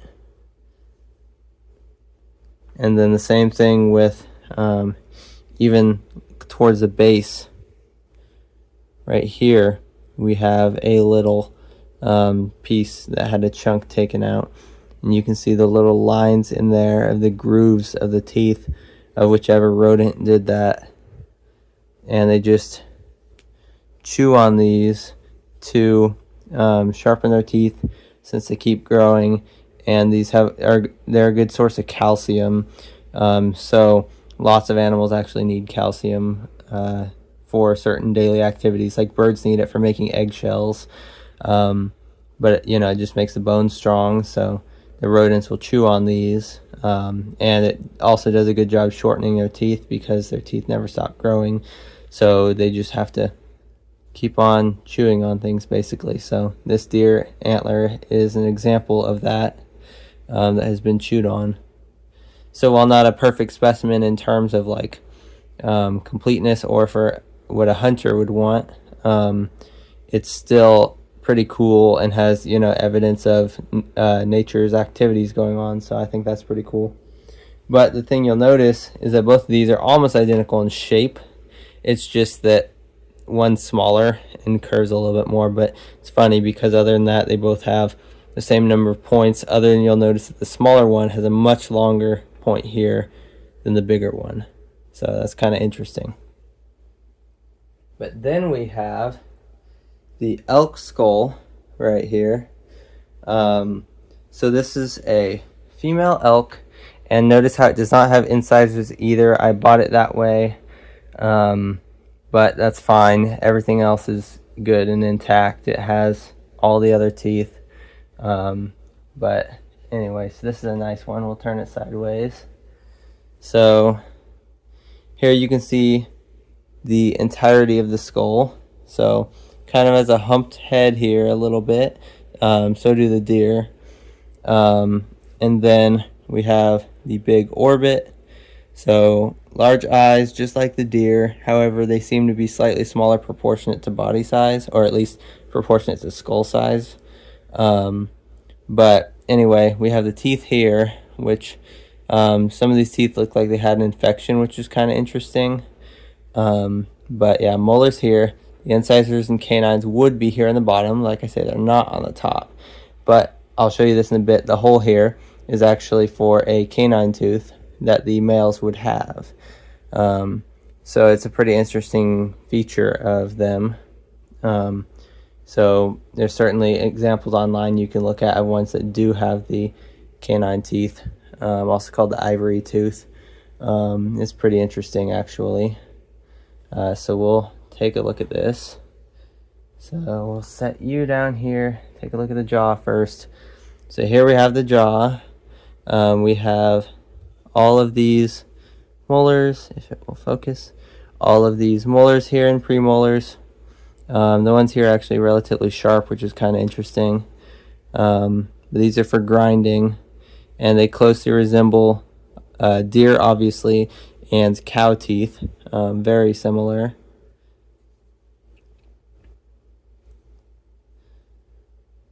And so that is the lower jaw. Then the top jaw, you can see here, we have the holes here, which is where the canine teeth would be. There's actually a big hole there, so you can see on each side that that is where the canine tooth would be. Here we have the underside and the auditory bulla here, and anyway, so another look at these teeth. So yeah, this one's just damaged a little bit, like the skull itself, but then also the tooth is damaged, kind of interestingly. But yeah, very cool looking teeth. This one had a cavity right here. Some of these are broken and chipped, so it's just very interesting. They just get damaged while grinding up the plant matter they're eating. So, but yeah. Then here we have the nice big nasal cavity, very large, surprisingly for a herbivore. But the skull itself is also very large. Then we'll take a look at the top view. Here we have it. So it kind of looks like a cow skull, honestly, which is kind of cool. So interesting there. But yeah. Then we have lower jaw, and that just slides back.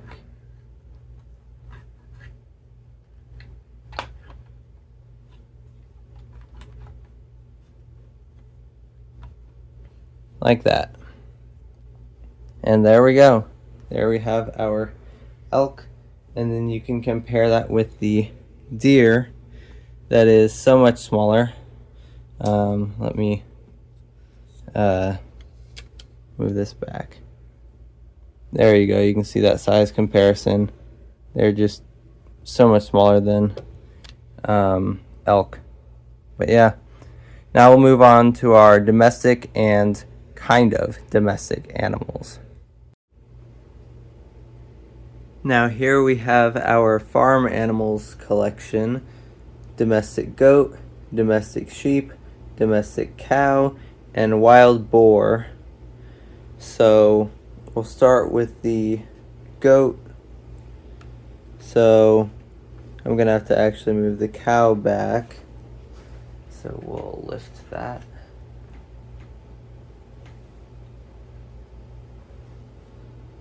Okay, then we can move you too. Okay, so here we have the domestic goat. So relatively large eyes. We have these big noticeable horns coming out the back. And these would be covered with a keratinous sheath in life. We have the molars and premolars. Once again, there are no teeth on the, like no incisors on the top jaw, just like with deer. We have the nasal bones here kind of pointing outward. There's the nasal cavity. Kind of a sloped head.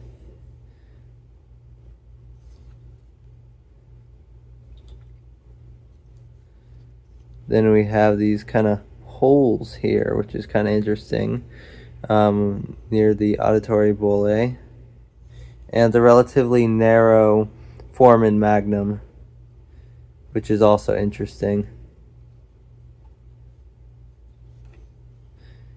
But in terms of shape, and of course removing the horns, it is pretty similar to a deer skull. And now if we compare that to a sheep, so I'll set this to the side for now. So this is a domestic sheep skull. It is missing a few teeth in the front. It doesn't have all the incisors. Now the reason it looks so brown and old and crusty is because this is actually a 160-year-old sheep skull that was dug up from my college campus. It dates back to the farming era, and it is just, 160-year-old sheep skull. So very old, been in the ground for 160 years. So naturally, it looks pretty bad. Pun not intended. So this is actually not dirt. This is just part of the skull. It's been stained. So that this side is mostly kind of clean looking, whereas this side looks all dirty, but this is actually just part of the bone. It just kind of looks like that on this side, whereas the other side is more clean. But we'll detach that jaw. So here we have the teeth. This one is very interesting. It had some major dental problems. So this side is normal. This is how the teeth should look. So that is what the good teeth look like. This side is deformed. So not only do we have this weird crooked row, instead of being straight like that, we have this crooked row with this one enlarged tooth. This tooth is super swollen. It grew very weirdly. It has a little almost tumor growing right here. Possibly is a tumor. Then we have an extra tooth right here, whereas on this side that is not even there. We have a whole extra tooth growing in the back. So that's like a wisdom tooth basically. We have this gap here in between the tooth and the skull, so it certainly had some infection here, but once again you'll notice all the teeth on this side are noticeably bigger than the ones on this side. They're all fatter and more swollen, and so it definitely had some infection going on this side of its jaw that caused that. So it's just very interesting to see the differences between both sides. But yeah, the foramen magnum is very similar to the goat, and that's because sheep and goats are very similar animals.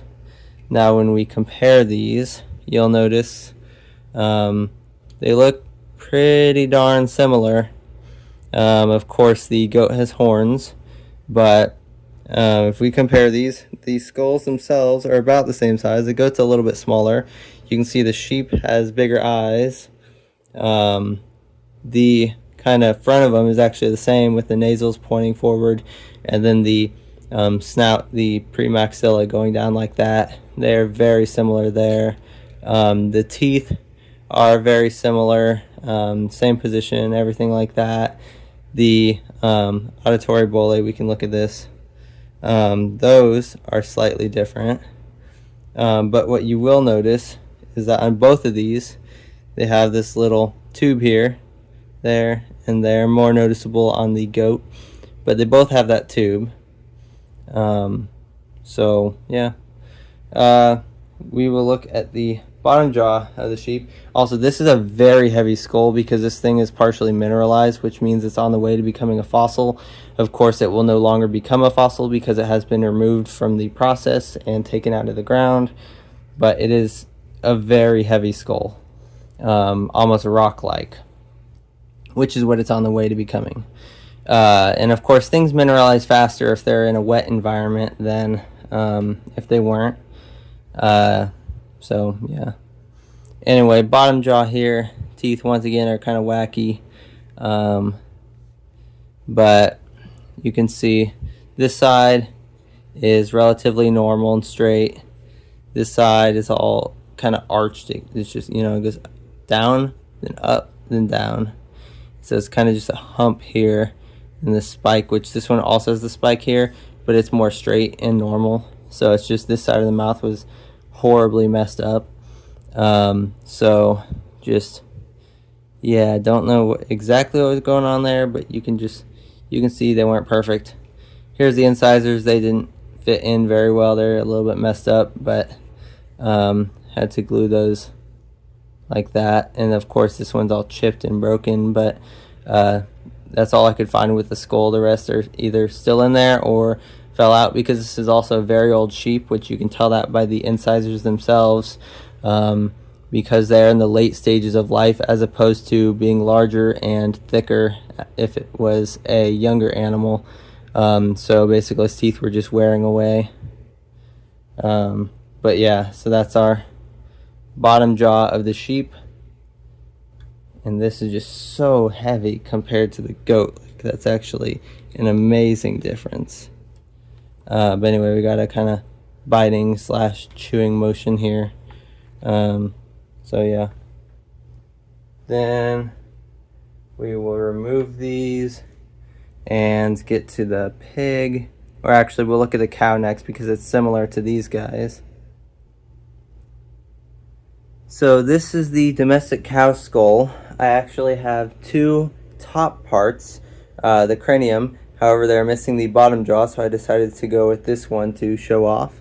Now this one is just like the sheep skull. It was found 10 feet away from the sheep skull, also buried in the ground. So, and of course it dates to the same time period, so it's also around 160 years old.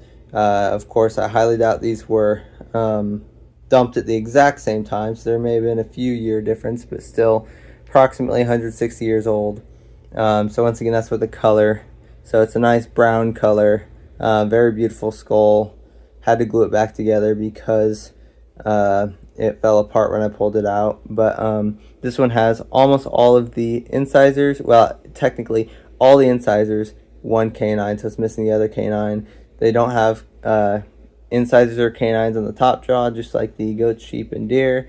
Then it is missing the very tip of the premaxilla, so that's unfortunate. I never found that, but the rest of it's here. It is missing several teeth in here. I think 3 plus this one, which is 4 total.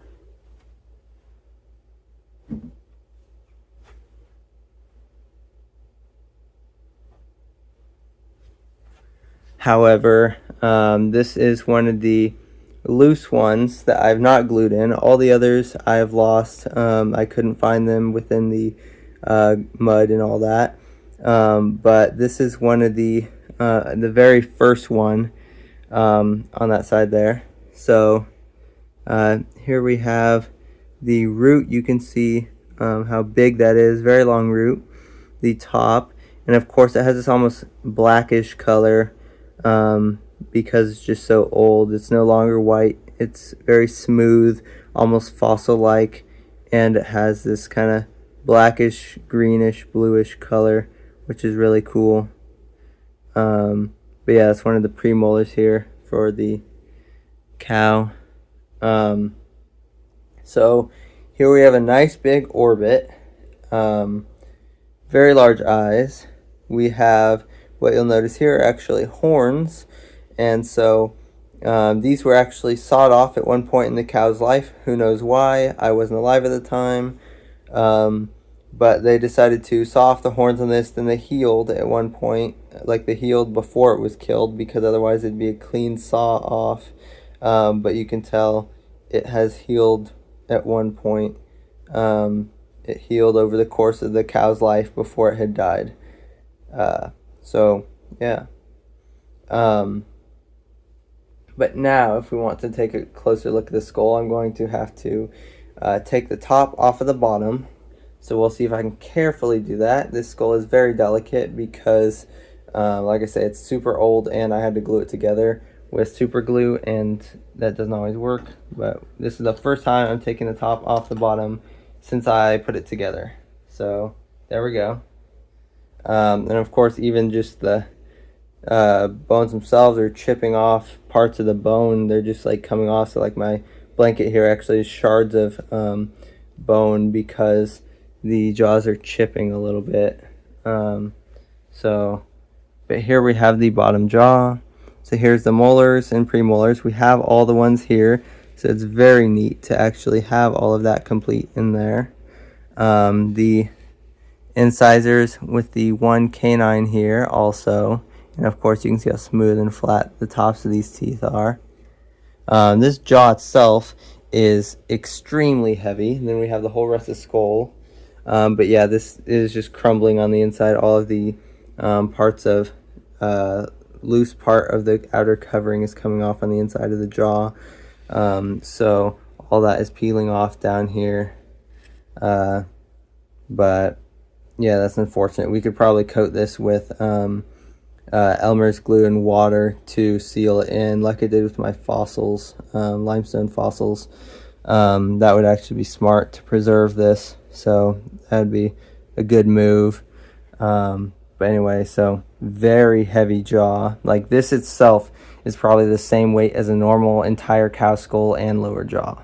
So just, it's amazing how heavy these are. Pretty much, I mean, they're not fossilized until they get to like 10,000 years old or whatever it is.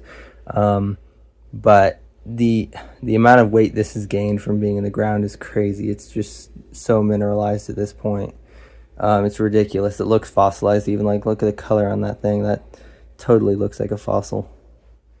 We'll set this away over there. Here we have the skull, which of course we have even more chunks coming off. So like I said, gotta be careful. So here we go. We're going to turn this. Gotta be careful. I'll just hold it. So here we have the teeth on the top jaw. Now you can see the third tooth on the towards the top of the screen is actually completely missing. So this one probably was gone at while the cow was still alive, because it looks like it just is completely gone. It just wore away. So that tooth was probably never going to be found with the skeleton. The other two, like I say, I found that one that I just showed off a little bit earlier. Then there's another one that would go right next to it. Didn't find that one. Of course, it's missing a lot of the bottom of the skull, and of course the premaxilla. But you can see here, auditory bulle in the back, a massive foramen magnum. Of course, this is a massive animal, but it still has a very wide opening there for the spine. Nice large zygomatic arches. I'm going to set this back down. But you can see here, zygomatic arch coming up here to fuse with the orbit. But yeah, that goes along here for the zygomatic arch. Kind of has a pit here. And then we'll take a look at the back to see if I can show off the horns a little better from the back view. I've got to center this on the camera. So once again, here's the opposite side's horn. You can see it kind of curves back. It was sawed off at an angle, but you can see here it does have two horns. They were just sawed off during the cow's life. Then of course it has this kind of bump on the back of the head. Top of the head is just smooth and goes up. So interesting feature there. Interesting thing is, when I was digging this up, I found this part, and like this was the first part I saw was just this right here. As soon as I saw these two little knobs, I'm like, yep, that's the skull. So then I spent 4 hours digging and digging and digging until finally I got it out, even though it was like a 120-degree day outside. Pulled it out, and I was exhausted, but I had the skull. So, and unfortunately the very tip was not with it, but it could still be down there. But there's no finding it now. It's too late. So unfortunate, but anyway, it was a fun day. It was exhausting, but it was worth it. Now I have this big old skull. Once again, it's chipping, so gotta be careful. But yeah, so big guy here, nice and big. Now I'll actually compare this for the viewer's pleasure with a fossilized bison skull that I have. So stay tuned. So this bad boy here is Bison antiquus, so a prehistoric species of bison. I actually have two of these skulls. However, this one is the better condition and larger. The other one also kind of sits at an angle because it's missing more of it. So like I say, this one's the better one to look at. But anyway, big old horns here, missing the front of the skull obviously. It does have part of the eye socket on this side, which I can show you in a bit. But it's also very hard to compare with the cow skull because this takes up the entire width of the screen. So it is complicated to get the cow skull next to it. But I'll just do a back view. How about that? If we compare this with this, nah, I don't know, that might not work. I don't think it's gonna work. Anyway, you can see, sure, this one's a little bit farther forward, so it's a little bit disproportionate, but this guy, the back of the skull and just the head in general is a good 5 inches wider than the cow. So this is just a very massive animal, absolutely humongous. But the foramen magnum is actually about the same size as the cow's, even though this is a much larger skull. So I'll move the cow skull back so we can take a look at this guy.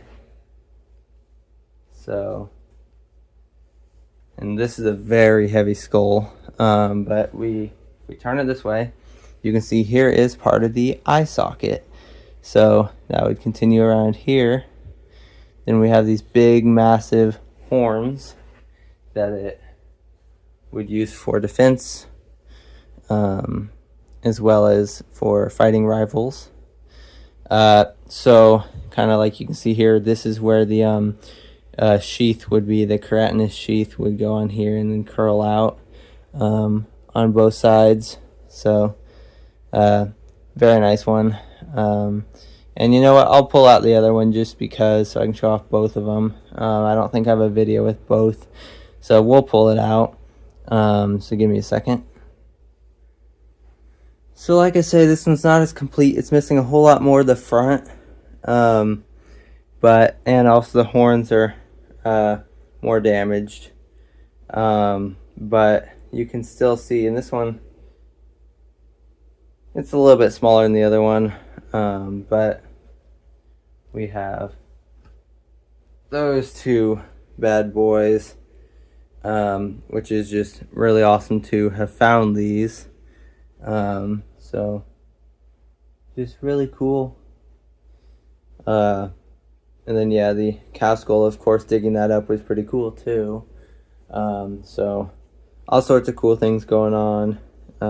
Finding all sorts of cool things. Just going out and looking. Had a lot of luck. This was just found on the Arkansas River. Both of these in the same trip. So yeah, but pretty cool. Very fascinating, just really awesome. So yeah, we'll move on to our wild boar now. Okay, so here's our wild boar skull. Now this is a young one. This skull is 13 inches long, but it's nowhere near a fully grown boar. Now this skull is much lighter than the other ones, which you would expect it to be lighter than the cow skull, but it's just amazing how it's so much lighter than the other skulls I just showed you because of the fossilization process. They are just so heavy. But this is still a very massive skull, and it just, after holding the others, this one feels so light. Anyway, you can see here, so this one has a very slanted snout here. Just slants all the way down. We have the eye socket, which is relatively far back on the skull. We have a small brain case up here. So, yeah. Then we have the nasal bones here. There is a rostrum bone, which goes in here, and that is this. I just have not glued this in yet. It came already glued. You can see some glue there, but it fell out when they shipped it. But anyway, it's just a little bone that goes inside of the pig's nose that goes right about here. So kind of interesting. But yeah, so that goes there, called a rostrum bone. So obviously the thing you notice, the tusks, which are loose, they can go in or out. But so front view, you can see these tusks. So we have the upper jaw ones and then the lower jaw ones, which the lower jaw ones cut in front of the upper jaw ones. And so curve back a little bit. Now, I don't have a Smilodon skull to show you this with, but I think this will work just as well to explain it. So there's actually something interesting that not very many people know. So paleontologists and museums are lying to you about the Smilodon's fangs, its canine teeth. So the thing is that on Smilodon, its teeth are like, oh, super long. That's not true. So you see this right here, this little area. So this is basically where the tooth can fit into. So as you'll see here, either the tooth can be all the way out like this, or it can go all the way up in there. So we can shove this all the way in there like that. Now, the Smilodon, in all the museums and all the places like that, its teeth are pulled all the way out like this. So its teeth are so far out that it almost looks fake. And that's because it is fake. Because in reality, their teeth are in. And of course, it's much larger of a difference with the Smilodon. Its teeth go all the way back. But that's just a neat little thing. Museums purposefully do that to make the Smilodon look more impressive. And all the replicas are cast like that, so they're not even accurate. But yeah, it's kind of sad actually how much that is faked. But another way to easily tell is that on the Smilodon tooth, you'll see the enamel line, which is on this one right here, that little separation between these two colors. That is the enamel line, and that means all the part on this side is what's exposed, all the part on the inside is what is in there. So on the Smilodon, anything past that little line that segments on the tooth that separates it, that is the only part that is visible. The rest would be inside the socket.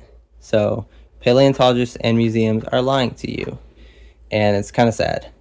But anyway, back to the pig skull. So we have the teeth here, which are kind of interesting how it's like fat and then just goes to narrow. So it's very cool how they just gradually get narrower. We got this big fat molar in the back.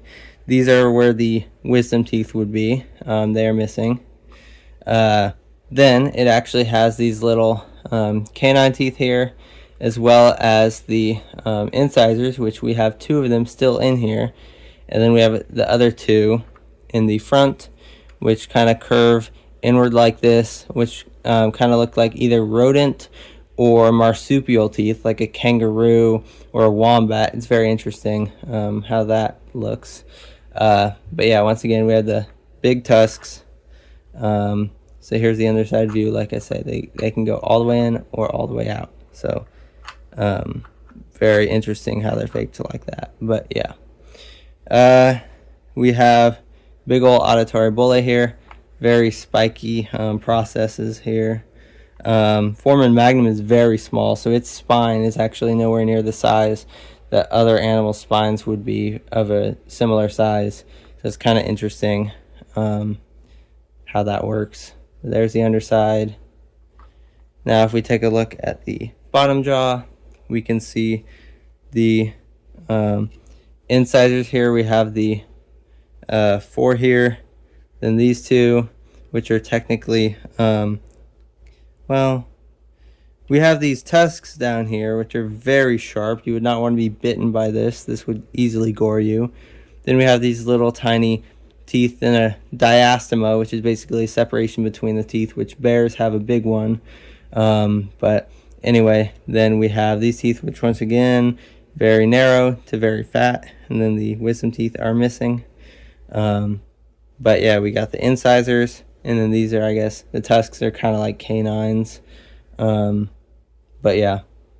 Also, you'll notice this is so fused, which is very interesting because typically you would not see any animal with the bottom jaw so well fused.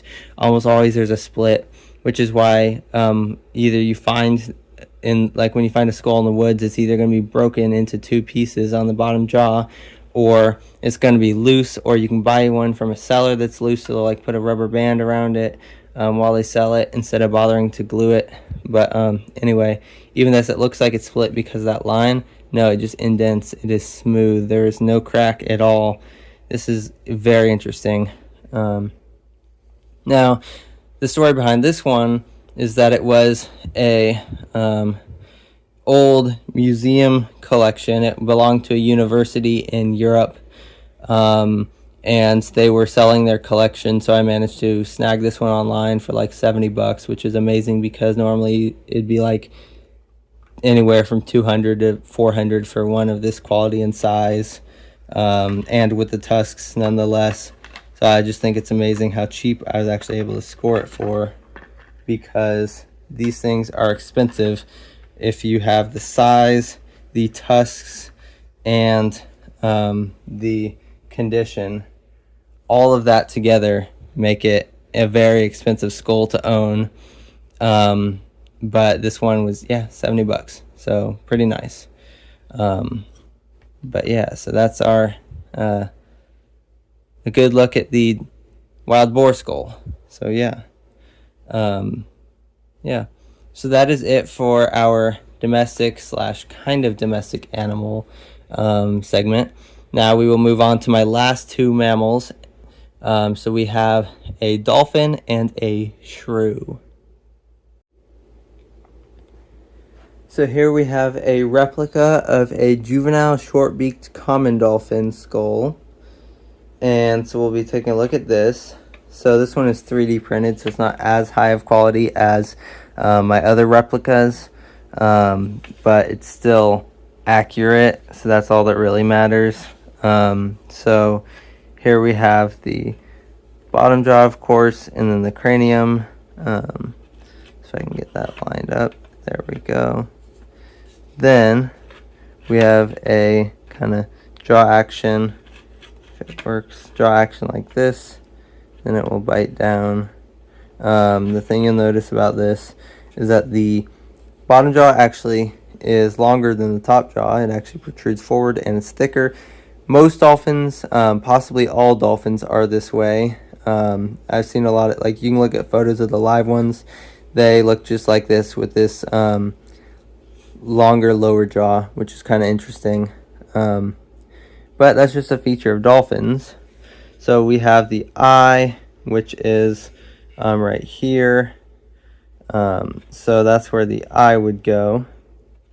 Then we have here, we have where the melon would be, which is where they use for their, like, that's where their echolocation takes place.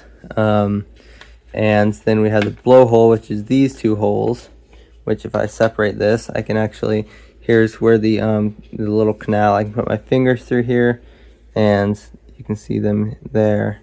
So it's a tunnel that goes all the way through. Now, if I put the bottom jaw on and then put my fingers through, I can kind of manipulate this like a little puppet, where we have like, oh, talk, talk, talk, or whatever. So it's kind of interesting. I can just move it like that. Or it's a good way to hold on it without dropping it.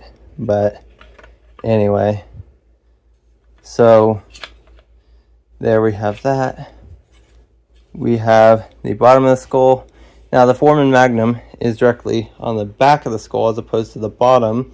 So that's a huge difference from the other mammals we've looked at. This is in the back, and so that is a difference. Of course, humans, ours is on the very bottom, so around here, and then the other mammals is kind of in this area, but this one is straight backwards because the rest of the skeleton goes straight behind this, because, you know, it's a swimming animal. Dolphin, of course. So we have the rest of the skeleton going straight behind this, which is why the foramen magnum is so high up on the skull instead of being towards the bottom. So yeah. Then we have the teeth. So we have rows of small teeth. These are homodont because all their teeth are the same size and shape. I'm not going to count these, but this is at least 100 on the top and bottom jaw together, probably way more than that. So a lot of teeth on dolphins. Here we have the bottom jaw. So the attachment points here that go onto the skull, and then all of the little teeth. So just interesting thing there is the amount of teeth they have. Yeah. Then that goes together. And at least I think the eyes are here, because they could also be back here, but that just seems wrong. So they seem to be here, if I am thinking correctly. But I could be wrong.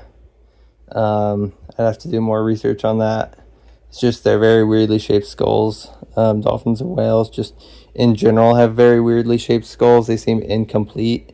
Which, like I say, if this is the eye here, the zygomatic arch curves upwards instead, which is why it would make more sense for this to be the eye, but that seems too far back because that's right where the spine attaches on.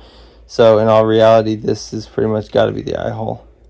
But yeah, so melon attaches on here, and that gives it the kind of hump over the head that is characteristic of dolphins, and then the blowhole right here that shoots up. So yeah.